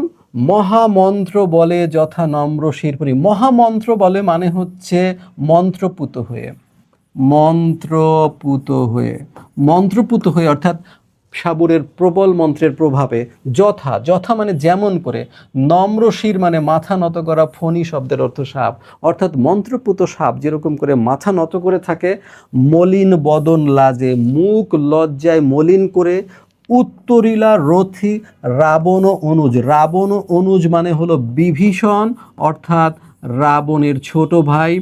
লক্ষ্মী মানে লক্ষ্য করে, কাকে? রাবণ আত্মজে, আত্মজ শব্দের অর্থ পুত্র, তার মানে হলো মেঘনাদ। তাহলে টোটাল মিলে কথাটার অর্থ কি দাঁড়ালো? যে মন্ত্রপুত সাপ যেরকম মাথা নত করে থাকে, তেমনি লজ্জায় মুখ মলিন করে রাবণের ছোট ভাই বিভীষণকে লক্ষ্য করে রাবণের পুত্র মেঘনাদ বলল। কি বলল? হ্যাঁ, লক্ষ্মী রাবণ আত্মজ, অর্থাৎ রাবণের ছোট ভাই বিভীষণ রাবণের পুত্র মেঘনাদকে লক্ষ্য করে বলল। কি বলল? নাহি দোষী আমি বৎস। বলছে হে পুত্র, আমি দোষী না, তুমি তো আমাকে দোষী করছো যে এই আমি বিশ্বাসঘাতকতা করেছি, আমি ওদেরকে সহায়তা করেছি, আসলে আমি প্রকৃতপক্ষে দোষী না। তাহলে দোষীটাকে বলছে বৃথা ভৎস মোরে তুমি, অযথাই তুমি আমাকে তিরস্কার করছো। হে পুত্র মেঘনাদ, আমি আসলে দোষী না, তুমি অযথাই আমাকে তিরস্কার করছো। তাহলে দোষীকে? নিজ কর্ম দোষে হায় মজাইলা এ কনক লঙ্কার রাজা, এই হলো দোষী। বলছে নিজ কর্ম দোষে হায় মজাইলা এ কনক লঙ্কার রাজা। তোমার বাবা রাজা রাবণ নিজের কর্মর দোষে। কি কর্মদোষ? যে সীতা তো নির্দোষ ছিল, তাকে তো দণ্ডকারণ্য থেকে এনে অশোক বনে বন্দি করে রাখার কোনো প্রয়োজন নেই। সীতা এই সমগ্র ব্যাপারটাই ছিল নির্দোষ। তো এই যে নিজের কর্মের দোষে কি করলো? এই লঙ্কার যে এত ক্ষতি হলো, তাহলে এজন্য দায়ী কে? তোমার বাবা রাজা রাবণ আর মজিলা আপনি, এবং এতে সে নিজেও ধ্বংস হয়ে যাচ্ছে। লঙ্কাকে তো সে বিনষ্ট করেছেই, নিজেও বিনষ্ট হয়ে যাচ্ছে। কেন? নিজের কর্মফল। এরপর বলেছে বিরত সতত পাপে দেবগুল। সতত মানে সব সময়। তোমরা কিন্তু নবম দশম শ্রেণীতে যখন ছিলা তখন এই সতত শব্দটা মধুসূদন ব্যবহার করেছিলেন, সতত হে নদ তুমি পরমোর মনে। তাহলে এই সতত শব্দ কিন্তু সেটা, সতত মানে সব সময়, তাহলে বিরত সতত পাপে দেবকুল, তার মানে দেবতারা সবসময় পাপ থেকে বিরত থাকেন, অপাপ বিদ্ধ তারা। এবে, এবে মানে বর্তমানে, এখন। এবে কি, পাপপূর্ণ লঙ্কাপুরী, এই লঙ্কা এখন পাপে পরিপূর্ণ হয়েছে। কেন, কি হয়েছে? কারণ এই নির্দোষ সীতা এখন লঙ্কায় তাকে এনে বন্দি করে রাখা হয়েছে অশোক বনে, সেই পাপে লঙ্কা পরিপূর্ণ হয়েছে। কেমন করে? প্রলয়ে যেমতি বসুধা, অর্থাৎ যখন প্রলয়কাল উপস্থিত হবে তখন এই সৃষ্টি জগৎ যেমন করে নিমজ্জিত হবে, বসুধা ডুবিছে লঙ্কা কাল ছড়িলে, সীতাহরণের সেই পাপে এই লঙ্কা একেবারে পরিপূর্ণ হয়ে যাচ্ছে, ডুবে যাচ্ছে। তো আমি তো বুঝতেই পেরেছি যে এই রাক্ষস বংশের পতন অনিবার্য, সেই কারণে বলছে রাঘবের পদাশ্রয়ে রক্ষার্থে আশ্রয় তেই আমি, তেই শব্দের অর্থ সেই কারণে। সেই কারণে রাঘব মানে আগেই বলে দিয়েছি, রাঘব মানে রঘু বংশে জন্মগ্রহণকারী শ্রেষ্ঠ সন্তান রামচন্দ্র, সেই কারণে আমি রামচন্দ্রের পায়ে আশ্রয় প্রার্থনা করেছি। কেন, আমি বুঝতে পেরেছি রামচন্দ্র ভিন্ন মুক্তির উপায় নেই, সেই কারণে আমি রামচন্দ্রের পায়ে আশ্রয় প্রার্থনা করেছি। পরদোষে কে চাহে মজিতে, যে দোষ করেছে তোমার বাবা, সমর্থন করছো তোমরা, আমি তো কিছু করিনি, তাহলে এই দোষে আমি কেন শাস্তি পেতে যাব? সেই কারণে আমি কি করেছি, আমি নিজেকে রক্ষার জন্য রামচন্দ্রের পায়ে আশ্রয় প্রার্থনা করেছি। এখানে বিভীষণের দ্বিতীয় সংলাপ শেষ। আমরা কিন্তু বলেছিলাম টোটাল কয়টি সংলাপ হবে? টোটাল সংলাপ হবে 5টি, যার মধ্যে 3টি মেঘনাদের, 2টি বিভীষণের। তার মানে এই কবিতায় বিভীষণের ভূমিকা শেষ, বিভীষণ এই কবিতায় আর আসবে না। তার মানে সে বলেছে যে আমি দোষী নই, তুমি অযথাই আমাকে তিরস্কার করছো। কারণ কে তাহলে দোষী? যে নিজ কর্ম দোষে হায় মজাইলাই কনক লঙ্কা রাজা, তোমার বাবা রাজা রাবণ নিজের কর্মদোষে এই লঙ্কাকে বিনষ্ট করেছো। তোমাদের বলে দিয়েছি সেই দোষটা কি, নির্দোষ সীতাকে হরণ করে অশোক বনে বন্দি করে রাখা। এবং সে এটাও বলেছে যে দেবতারা দেখো সবসময় পাপ থেকে বিরত থাকেন, আর এখন এমন হয়েছে যে লঙ্কা ওই সীতাহরণের পাপে পরিপূর্ণ হয়েছে। আমি ধারণা করছি ধ্বংসকালে পৃথিবী যেমন নিমজ্জিত হবে প্রলয়কালে, তেমনি করে লঙ্কাও এখন পাপের নিকৃষ্ট জলে ডুবে যাচ্ছে। তো আমিও সেই কারণে বুঝতে পেরে রামচন্দ্রের পায়ে আশ্রয় প্রার্থনা করেছি। পরের দোষে কে ধ্বংস হতে চায় বলো? এই পর্যন্ত ওর পরদোষে কে চাহে মজিতে, এই পর্যন্ত। তাহলে আমাদের বিভীষণের কথাবার্তা শেষ। রুশিলা বাসব ত্রাস, রুশিলা মানে রাগ প্রকাশ করলা, ক্ষেপে উঠল, হ্যাঁ, রাগ অত্যন্ত রেগে গেল। বাসব ত্রাস, বাসব কার নাম বলেছিলাম তোমাদের নিশ্চয়ই মনে আছে, ইন্দ্রের আর এক নাম বাসব। ত্রাস মানে ভয়। কেন বাসব ত্রাস পাচ্ছেন? কারণ ইন্দ্র তাকে পরাজিত, মেঘনাদ তাকে পরাজিত করেছিল, সেই কারণে ইন্দ্র যেহেতু মেঘনাদকে ভয় পায়, সেই জন্য বাসবের ত্রাস, বাসবের ত্রাসকে মেঘনাদ। তাহলে কে গর্জন করে উঠল, কে রাগ করলো? মেঘনাদ। মেঘনাদকে এখানে কি বলা হয়েছে? বাসবের ত্রাস বা বাসব ত্রাস। কেমন করে রাগ করেছেন?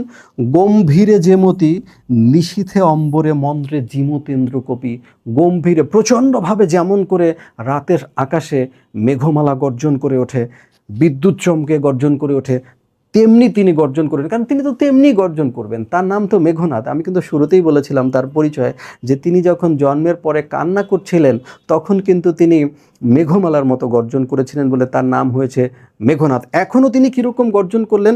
রাতের আকাশে প্রচণ্ডভাবে যেরকম মেঘমালা গর্জন করে ওঠে, বিভীষণের কথায় ক্ষেপে গিয়ে তিনি কিন্তু সেভাবে গর্জন করে উঠেছেন। হ্যাঁ, কহিলা বীরেন্দ্র বলি, এবং সে বলল, কি বলল? বীরেন্দ্র, শ্রেষ্ঠ বীর, বলি মানে শক্তিশালী, শক্তিমান শ্রেষ্ঠ বীর মেঘনাদ বলল, ধর্মপথগামী হে রাক্ষস রাজানুজ, বিখ্যাত জগতে তুমি। এতক্ষণ কিন্তু যথেষ্ট সম্মান করেছে, পিতা বলে ডেকেছে, জ্ঞান কুলশ্রেষ্ঠ বলে ডেকেছে। এখন কিন্তু একটু কথার মধ্যে তুমি কি একটু দূরত্ব বুঝতে পারছো? রাক্ষস রাজানুজ, এখন কিন্তু পিতা বা চাচা বলছে না, এখন বলছে রাক্ষস রাজের ছোট ভাই। হ্যাঁ, তুমি তো ধর্মপথের অনুগামী, কারণ সে আশীর্বাদ প্রাপ্ত, প্রবল বিপদেও তার ধর্মে মতি থাকবে এবং ধার্মিক বলে সে পৃথিবীতে রাক্ষস হয়ে বিখ্যাত হবে। তো তুমি তো ধর্মপথের অনুগামী বলে কোথায় বিখ্যাত জগতে তুমি, তুমি জগতে কেন বিখ্যাত? যে তুমি ধর্মপথের অনুগামী, সবসময় ধর্মের পথে থাকবা। কোন ধর্ম মতে কহ দাসে শুনি, আমি তোমার দাস, আমি তোমার সন্তান, আমাকে তুমি বলো এই যে জ্ঞাতিত্ব, ভ্রাতৃত্ব, জাতি, এই সকলে দিলাম জলাঞ্জলি, এটা কেমন ধর্ম সেটা আমাকে একটু বলো। তুমি ধার্মিক আমি বুঝলাম, কিন্তু এই প্রবল বিপদের সময় নিজের বংশ, জাতিসত্তা, ভ্রাতৃত্ব, এগুলো তুমি যে জলাঞ্জলি, কি কি জলাঞ্জলি দিলা? জ্ঞাতিত্ব, ভ্রাতৃত্ব, জাতি, এ সকলে দিলা জলাঞ্জলি, এটা কেমন ধরনের ধর্ম? আচ্ছা ঠিক আছে, তোমার মতে ধর্ম, কিন্তু প্রকৃত ধর্ম কি আমি তোমাকে বলি, শাস্ত্রে বলে। শাস্ত্র মানে কি? ধর্মগ্রন্থ। ধর্মীয় শাস্ত্রে লেখা আছে কি, গুণবান যদি পরজন, অর্থাৎ যারা আপনজন নয়, পর, তারা যদি অত্যন্ত গুণী হয়, আর নিজের আত্মীয় স্বজন কেমন হয়? গুণহীন স্বজন। যারা পর, তারা যদি অত্যন্ত গুণী হয় আর নিজের আত্মীয় স্বজনের যদি কোনো গুণই না থাকে, তারপরও ধর্মগ্রন্থের মতে কি হবে? তথাপি নির্গুণ স্বজন শ্রেয়, তারপরও এই গুণহীন আত্মীয় স্বজনই হবে শ্রেষ্ঠ। এটা ধর্মগ্রন্থে আছে। আর কি আছে? পর পর সদা। এইটা কিন্তু, এই যে পর পর সদা, এটা কিন্তু একবার পরীক্ষা এসেছে। হ্যাঁ, ব্যাখ্যা করো। তথাপি নির্গুণ স্বজন শ্রেয় পর পর সদা, তখন তোমাকে ব্যাখ্যা করতে হবে মেঘনাদের দৃষ্টিকোণ থেকে, যে নিজের আত্মীয়, তার মতে ধর্মগ্রন্থে রয়েছে নিজের আত্মীয় স্বজনের যদি কোনো গুণ না থাকে, আর যারা পর, তাদের যদি অনেক বেশি গুণও থাকে, তারপরও নিজের গুণহীন আত্মীয় স্বজনই শ্রেষ্ঠ, পর সবসময় পরই থেকে যায়। এটা ব্যাখ্যা করতে হবে। ওকে, এ শিক্ষায় রক্ষবর কোথায় শিখলে? এই যে তুমি পরম ধার্মিক, আর তুমি যে বললা যে পর দোষে কে চাহে মজিতে, এই যে তোমার শিক্ষা, যে জ্ঞাতিত্ব, ভ্রাতৃত্ব, জাতিসত্তার সংহতির প্রতি শ্রদ্ধাবোধ বাদ দিয়ে তুমি যে নিজেকে বাঁচানোর জন্য অন্য পক্ষে যোগ দিলা, অন্য পক্ষে গেলা, সেটা তুমি কোথায় শিখলে? এ শিক্ষা হে রক্ষবর তুমি কোথায় শিখেছো? কিন্তু বৃথা গঞ্জিত। আমাদের অনেক সময় কিন্তু বাবা মা বলে, ওটা পড়ো পড়ো পড়ো, পড়ো না কেন, তুমি পড়ো না কেন? আর তোমাকে বলেই বা কি হবে, তুমি তো কামলা দিয়ে খাবা, এরকম বলেন অনেক সময়। তো ঘটনাটা এরকম, এত কিছু বলছে, কিন্তু বৃথা গঞ্জিত। আমার মনে হয় অযথাই তোমার সাথে কথা বলছি। হেন সহবাসে, লক্ষণকে দেখিয়ে বলছে, এই যে এর সাথে মিশে, হেন সহবাসে হে পিতৃব্য বর্বরতা কেন না শিখবে? আমাদের অনেক সময় বলে না, হয় গৌর হচ্ছে অমুকের সাথে, তাহলে তোমার লেখাপড়ার প্রতি মন থাকবে কেমনে? তুমি তো নষ্ট হবাই, নষ্ট লোকের সাথে ঘুরে বেড়াও, এরকম বলে বাবা মা আমাদের অনেক সময় বলেন। তো সেই জন্য বলছে হেন সহবাস, এই যার সাথে তুমি মেশো, হেন সহবাসে হে পিতৃব্য বর্বরতা কেন না শিখিবে? তুমি তো বর্বরই হবা কেন?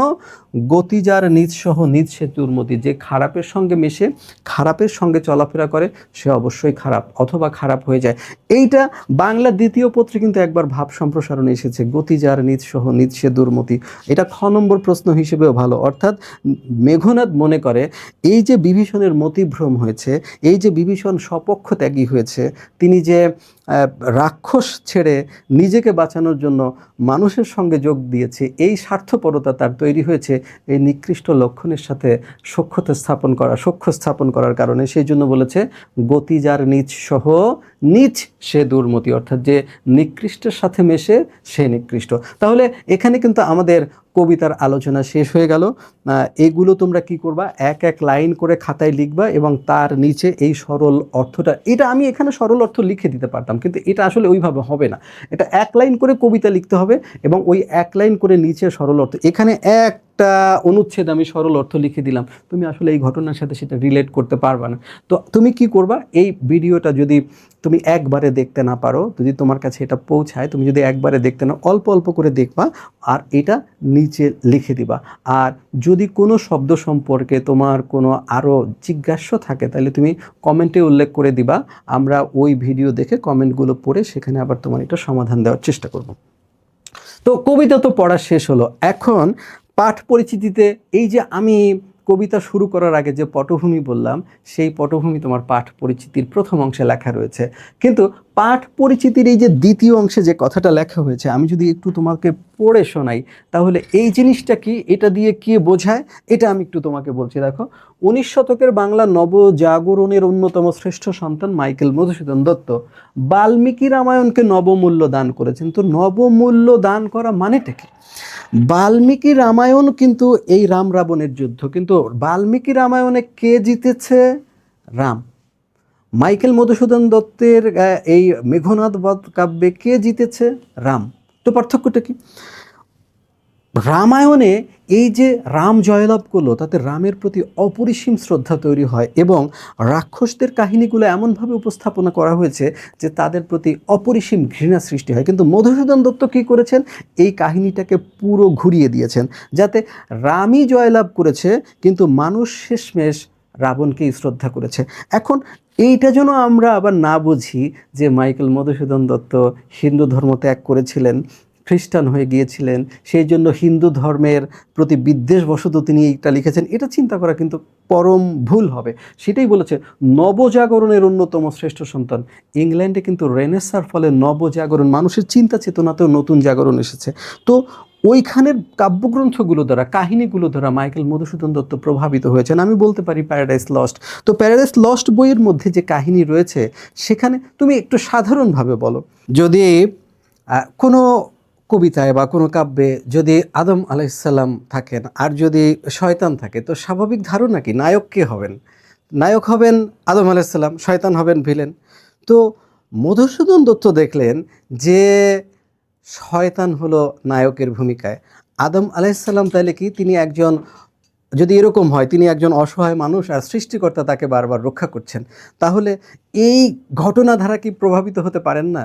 তো উপমহাদেশের এই আমাদের যে রামায়ণ মহাকাব্য, এই কাহিনীতে কিন্তু তিনি পাশ্চাত্য কাব্য দ্বারা প্রভাবিত হয়েছেন। সেখানে রামায়ণের রাম লক্ষ্মণের বিজয়ী দেখানো হয়েছে, কিন্তু তাদেরকে অপেক্ষাকৃত দুর্বল চরিত্র হিসেবে তিনি এঁকেছেন। আর পুরাণের রাক্ষস শ্রাবণ এবং তার পুত্র মেঘনাদ তার কাছে যাবতীয় মানবীয় রূপের ধারক রূপে উপস্থাপিত।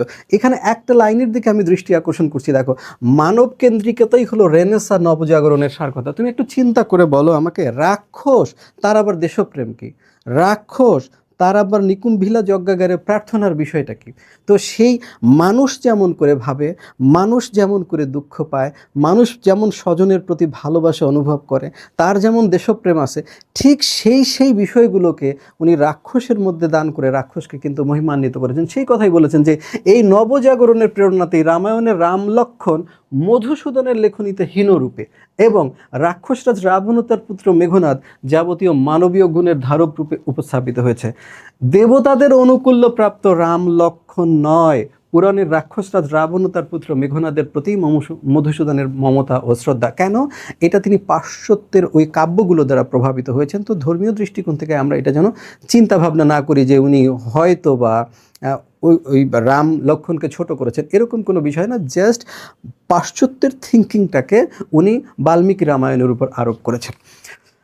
আর একটা বিষয় লক্ষ্য করার মতো, দেখো, বিভীষণের প্রতি মেঘনাদ এর যদি স্ট্রাকচারটা আমরা বিবেচনা করি তাহলে কীরকম হয়? তোমরা নবম দশম শ্রেণীতে কিন্তু কপোতাক্ষ নদ বলে একটা কবিতা পড়েছ, সেটা 14 মাত্রার 8+6 এরকম মাত্রায় লেখা। তো আমি একটা জিনিস বলি, সাহিত্য জগতে যে কয়টা শব্দালঙ্কার খুব বেশি ব্যবহৃত হয় তার মধ্যে হচ্ছে এলিটারেশন বা অনুপ্রাস খুবই বেশি ব্যবহৃত হয়। এর মধ্যে শব্দানুপ্রাস হতে পারে, অন্তানুপ্রাস হতে পারে। তো অন্তানুপ্রাসগুলোই বেশি ব্যবহৃত হয়। কীরকম হয় অন্তানুপ্রাসগুলো? আমি একটু যদি তোমার ছোটোবেলার কথা স্মরণ করিয়ে দিই, ধরো আমি একটা লাইন এখানে লিখি, যে ধরো কোথায় লিখব, এখানেই লিখি, ধরো আয় ছেলেরা আয় মেয়েরা ফুল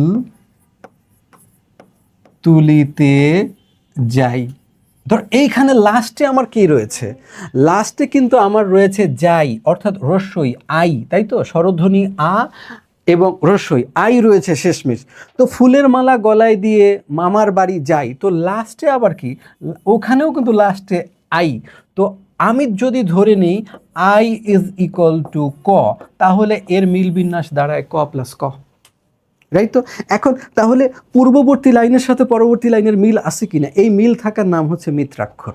অর্থাৎ পূর্ববর্তী লাইনের শেষ যে সাউন্ড, পরবর্তী লাইনের শেষ যে সাউন্ড, এই দুইটার মধ্যে যদি মিল থাকে তাহলে এটার নাম হবে মিত্রাক্ষর। বোঝা গেল? আর যদি মিল না থাকে তাহলে হবে অমিত্রাক্ষর। আমি যদি একটু তোমাকে এখন এই বিভীষণের প্রতি মেঘনাদের শুরুটা একটু দেখাই, আসো আমরা এই যে এতক্ষণে অরিন্দম কহিলা বিষাদে, তো লাস্ট কি দে, সাউন্ড কি দে। জানিল কেমনে আসি লক্ষণ পশিল, তো এখানে আসে দে, এখানে আসে ল, তো মিলেছে? মেলে নাই। এই যে অমিল, এটার নাম হচ্ছে কি অমিত্রাক্ষর, অর্থাৎ চরণান্তিক মিলহীনতা। এরপর লক্ষ্য করো, এইখানে যদি তুমি অক্ষর অর্থাৎ সিলেবল কাউন্ট করো, এই প্রত্যেকটাতে হবে 14। তো এইখানে তুমি লক্ষ্য করো, এই জায়গা থেকে আমি একটু কালার যদি চেঞ্জ করে নেই, এই জায়গা থেকে শুরু করে এই অরিন্দম পর্যন্ত 8, কহিলা বিষাদে 6, তো এখানে দাঁড়াচ্ছে 8 + 6। জানিনু কেমনে আসি, এই জায়গাটুকু যদি ধরো তাহলে এখানে হচ্ছে 8, লক্ষণ পশিল এই জায়গাটুকু হচ্ছে 6, তার মানে 8 + 6, তার মানে আমি ধরে নিলাম এটি 8 + 6 মাত্রা 14 মাত্রিক ছন্দে লেখা, তাই তো? তো যে কবিতার মূল পর্বের মাত্রা সংখ্যা 8, যে কবিতার মূল পর্বের মাত্রা সংখ্যা 8 এবং বিন্যাস 8 + 6 অথবা 8 + 10, সেই কবিতার নাম হচ্ছে অক্ষরবৃত্ত ছন্দ। তার মানে কি আমরা সিদ্ধান্তে আসতে পারি না কবিতাটা অক্ষরবৃত্ত ছন্দে লেখা, রাইট? এবার আসো আর একটা বিষয়ে আমি একটু বলি, এখানে বেশি দাগানো হয়ে গেছে। দেখো, আমি যদি এইখান থেকে একটু খেয়াল করি, উত্তরিলা বিভীষণ কমা বৃথা এ সাধনা ধীমান, এই দেখো আশ্চর্য চিহ্ন। রাঘব দাস আমি, দেখো সেমিক্লোন, কি প্রকারে তাহার বিপক্ষ কাজ করিব কমা রক্ষিত অনুরোধ প্রশ্নচিহ্ন। তো কি হলো, তুমি কি আগের কালের কবিতাগুলো দেখেছো না? যেমন তুমি এইখানে যে পড়লা ঋতু বর্ণন কবিতাটা তোমরা প্রথমে পড়েছো, তো এখানে সে কি বলছে, প্রথমে বসন্ত ঋতু নবীন পল্লব একদারি, ঠিক আছে? তারপর দ্বিতীয় লাইনের শেষে 2 দাঁড়ি। আমরা 19-এও কিন্তু এরকম একটা পড়েছিলাম বঙ্গবাণী, তাই তো? কিতাব পড়িতে যার নাহিক অভ্যাস একদারি, সেসবে কহিল মতে মনে হাবিলাস 2 দাঁড়ি, মাঝখানে আর কোনো চিহ্ন নেই।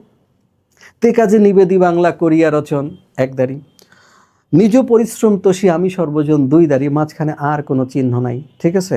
তো ওইগুলো কি, এগুলো হচ্ছে জ্যোতিপাতের ক্ষেত্রে কোনো ফ্রিডম হবে না। প্রথম লাইন শেষ হবে 1 দাঁড়ি হবে, দ্বিতীয় লাইন শেষ হবে 2 দাঁড়ি হবে। কিন্তু এইখানে মধুসূদন দত্ত এখানে কমা ব্যবহার করেছেন, এখানে কমা ব্যবহার করেছেন, এখানে আশ্চর্য চিহ্ন ব্যবহার করেছেন, এখানে সেমিকোলন ব্যবহার করেছেন, এখানে অর্থাৎ প্রশ্নচিহ্ন ব্যবহার করেছেন, অর্থাৎ বিষয় ও বক্তব্যের অনুষঙ্গে যেখানেই প্রয়োজন হয়েছে সেখানেই তিনি পজ নিয়েছেন, বিরতি নিয়েছেন, সেখানেই তিনি বক্তব্যকে থামিয়ে দিয়েছেন।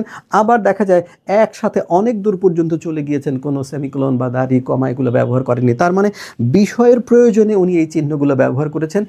এতে বক্তব্য কি হয়েছে, বক্তব্য প্রবাহিত হয়েছে, এটার নাম হচ্ছে প্রবাহমানতা। তাহলে কয়টা জিনিস আমরা পড়লাম? একটা আমরা পড়লাম যে চরণান্তিক মিলহীনতা অমিত্রাক্ষর, আরেকটা আমরা শিখলাম 8 + 6 14 মাত্রা এবং এগুলোর নাম হচ্ছে অক্ষরবৃত্ত ছন্দ, আরেকটা আমরা শিখলাম যে জ্যোতিপাত ও বিরাম চিহ্নের ব্যবহারে তিনি যথেষ্ট কি করেছেন, স্বাধীনতা গ্রহণ করেছেন, অর্থাৎ বক্তব্যকে একটা থেকে আরেকটার মধ্যে প্রবাহিত করে নিয়ে গিয়েছেন, ঠিক আছে? এখন এই জিনিসটাই আমি একটু তোমাকে পড়ে শোনাই। দেখো, বিভীষণের প্রতি মেঘনাদ কাব্যাংশটি 14 মাত্রার, এই যে 14 পেয়েছো, আমরা কি বলেছিলাম 8 + 6, প্রত্যেকটা চরণ 8 + 6 লেখা, এটা অক্ষরবৃত্ত ছন্দ। অমিল, অমিল মানে কোথায় অমিল, এই চরণের শেষের সাথে চরণের শেষের এখানে যে মিল, ওইখানে সেই মিলটা নাই, আমরা কিন্তু দেখেছি। এবার প্রবাহমান মানে কি, জ্যোতিস্বাধীন, জ্যোতিস্বাধীন মানে কি, উনি এক লাইনের শেষে 1 দাঁড়ি, দ্বিতীয় লাইনের শেষে 2 দাঁড়ি, এরকম কোনো কিছু মানে নাই, যেখানে খুশি ব্যবহার করেছেন। এমনকি একটা শব্দে পূর্ণচ্ছেদের পর পরবর্তী শব্দেই আবার কিন্তু তিনি ছেদ ব্যবহার করেছেন। এই যে তার স্বাধীনতা, এটার নাম হচ্ছে প্রবাহমান। তার অক্ষরবৃত্ত মানে কি, আমরা বলেছিলাম মূল পর্বের মাত্রা সংখ্যা 8 আর মাত্রা বিন্যাস 8 + 6 অথবা 8 + 10, এটার নাম হচ্ছে অক্ষরবৃত্ত। তাহলে প্রথম লাইনটা কি বোঝা গেছে, যে মেঘনাদ বিভীষণের প্রতি মেঘনাদ কাব্যাংশটি 14 মাত্রার 8 + 6, অমিল মানে চরণান্তিক মিল নাই, প্রবাহমান মানে জ্যোতিপাত বা বিরাম চিহ্ন যে কোনো জায়গায় যেখানে খুশি সেখানে ব্যবহার করেছে, অক্ষরবৃত্ত, এটা বুঝলাম। ছন্দে রচিত, এখন এই যে জিনিসটা বুঝেছো, আমি এতক্ষণ ধরে যা বুঝালাম সেই কথাটুকু এখানে লেখা আছে, শুধু একটু পড়ে শোনাই।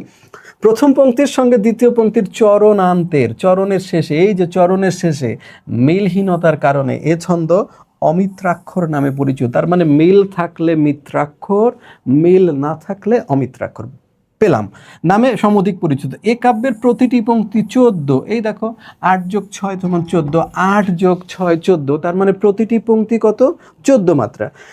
আর দুটি পর্বে বিন্যস্ত, দুটি পর্ব আমরা কিন্তু প্রথমে দেখিয়ে এসেছি। প্রথম পর্ব 8, দ্বিতীয় পর্ব 6, কাব্যাংশের 14 মাত্রা। এবং লক্ষ্য করবার বিষয় যে এখানে দুই পংক্তির চরণান্তিক মিলই কেবল পরিহার করা হয়নি। কি পরিহার করা হয়েছে?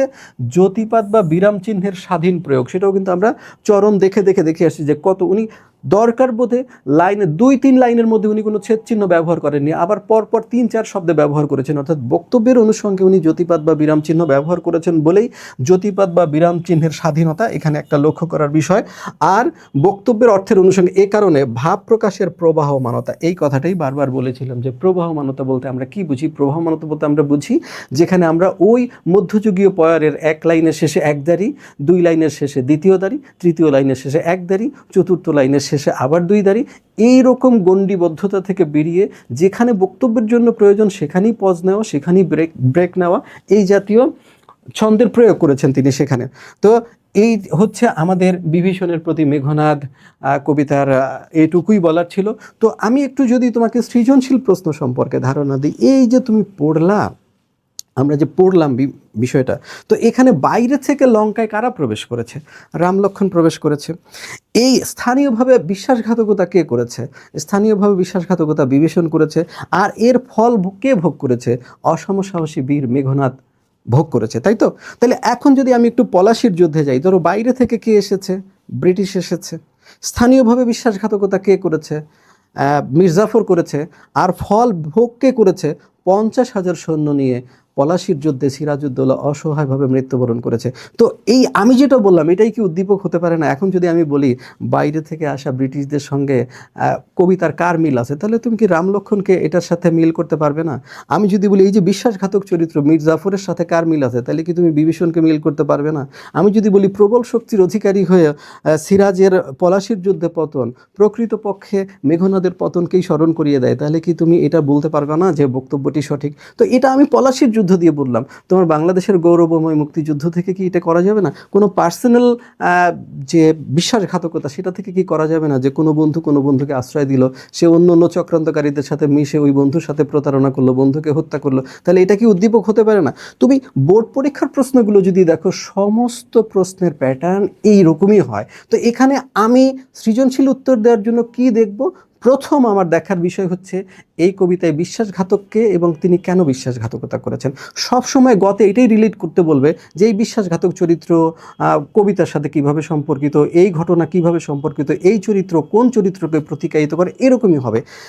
সেকেন্ড যে বিষয়টা যেটা উদ্দীপকে থাকবে না, সেটা হচ্ছে মেঘনাদের যে সংলাপ, এই সংলাপের মধ্যে যে জ্ঞাতিত্ব, ভ্রাতৃত্ব, জাতিসত্তার সংহতির প্রতি শ্রদ্ধাবোধ এবং দেশপ্রেমের যে মহান আদর্শ উপস্থাপিত হয়েছে, এইটাকে উদ্দীপকের মধ্যে পাওয়া যাবে না। তখন সে বলবে যে উদ্দীপকটি কবিতার মূল সুরকে ধারণ করতে পারেনি। তখন তুমি বলবা বিশ্বাসঘাতকতা এবং তার পরিণতির দিক থেকে সাদৃশ্য থাকলেও মেঘনাদ চরিত্রের দেশপ্রেম, জ্ঞাতিত্ব, ভ্রাতৃত্ব, জাতিসত্তার সংহতির প্রতি শ্রদ্ধাবোধ এখানে প্রকাশ পায়নি। তখন তুমি ওই যে এক্সাম্পলগুলো পড়ানোর সময় আমি বলছি যে স্থাপিলা বিধুরে বিধি স্থানুল্লালাটে পড়ে কি ভূতলে শশী যান গড়াগড়ি ধুলায়, স্বচ্ছ সরোবরে করে কেলি রাজহংস পঙ্কজ কাননে, যায় কিসে কভু প্রভু প্রঙ্কিল সলিলে শৈবাল দলের ধাম, বীরেন্দ্র কেশরী কবে হে বীর কেশরী সম্ভাষে শ্রীকালে মিত্র হবে। ওইগুলোর যে সরল অনুবাদ তোমার কাছে রয়েছে, ওইটা দিয়ে জাস্ট উত্তর সেট করে দিলেই হবে যে নিজের বংশকে সে এরকম মর্যাদাবান মনে করেছে, লঙ্কা ভূমিকে সে স্বর্গের মতো মনে করেছে, সেখানে প্রবেশ করা রাম লক্ষ্মণকে তিনি চোর হিসেবে, চণ্ডাল হিসেবে, পোকা হিসেবে, কীট হিসেবে তুলনা করেছেন। তো এভাবে যদি তুমি একটু খোলা মনে চিন্তা করো, বিগত বছরের প্রশ্নগুলো যদি ঠিকভাবে দেখো, আমার মনে হয় না আজকের ক্লাসের পর তোমার এইগুলো নিয়ে আর কোনো রকম দুশ্চিন্তা থাকা উচিত। তো প্রিয় শিক্ষার্থীরা, তোমরা ভালো থাকো, তোমাদের স্বাস্থ্য ও সমৃদ্ধি কামনা করি। সবাই ভালো থাকো, সকলকে ধন্যবাদ।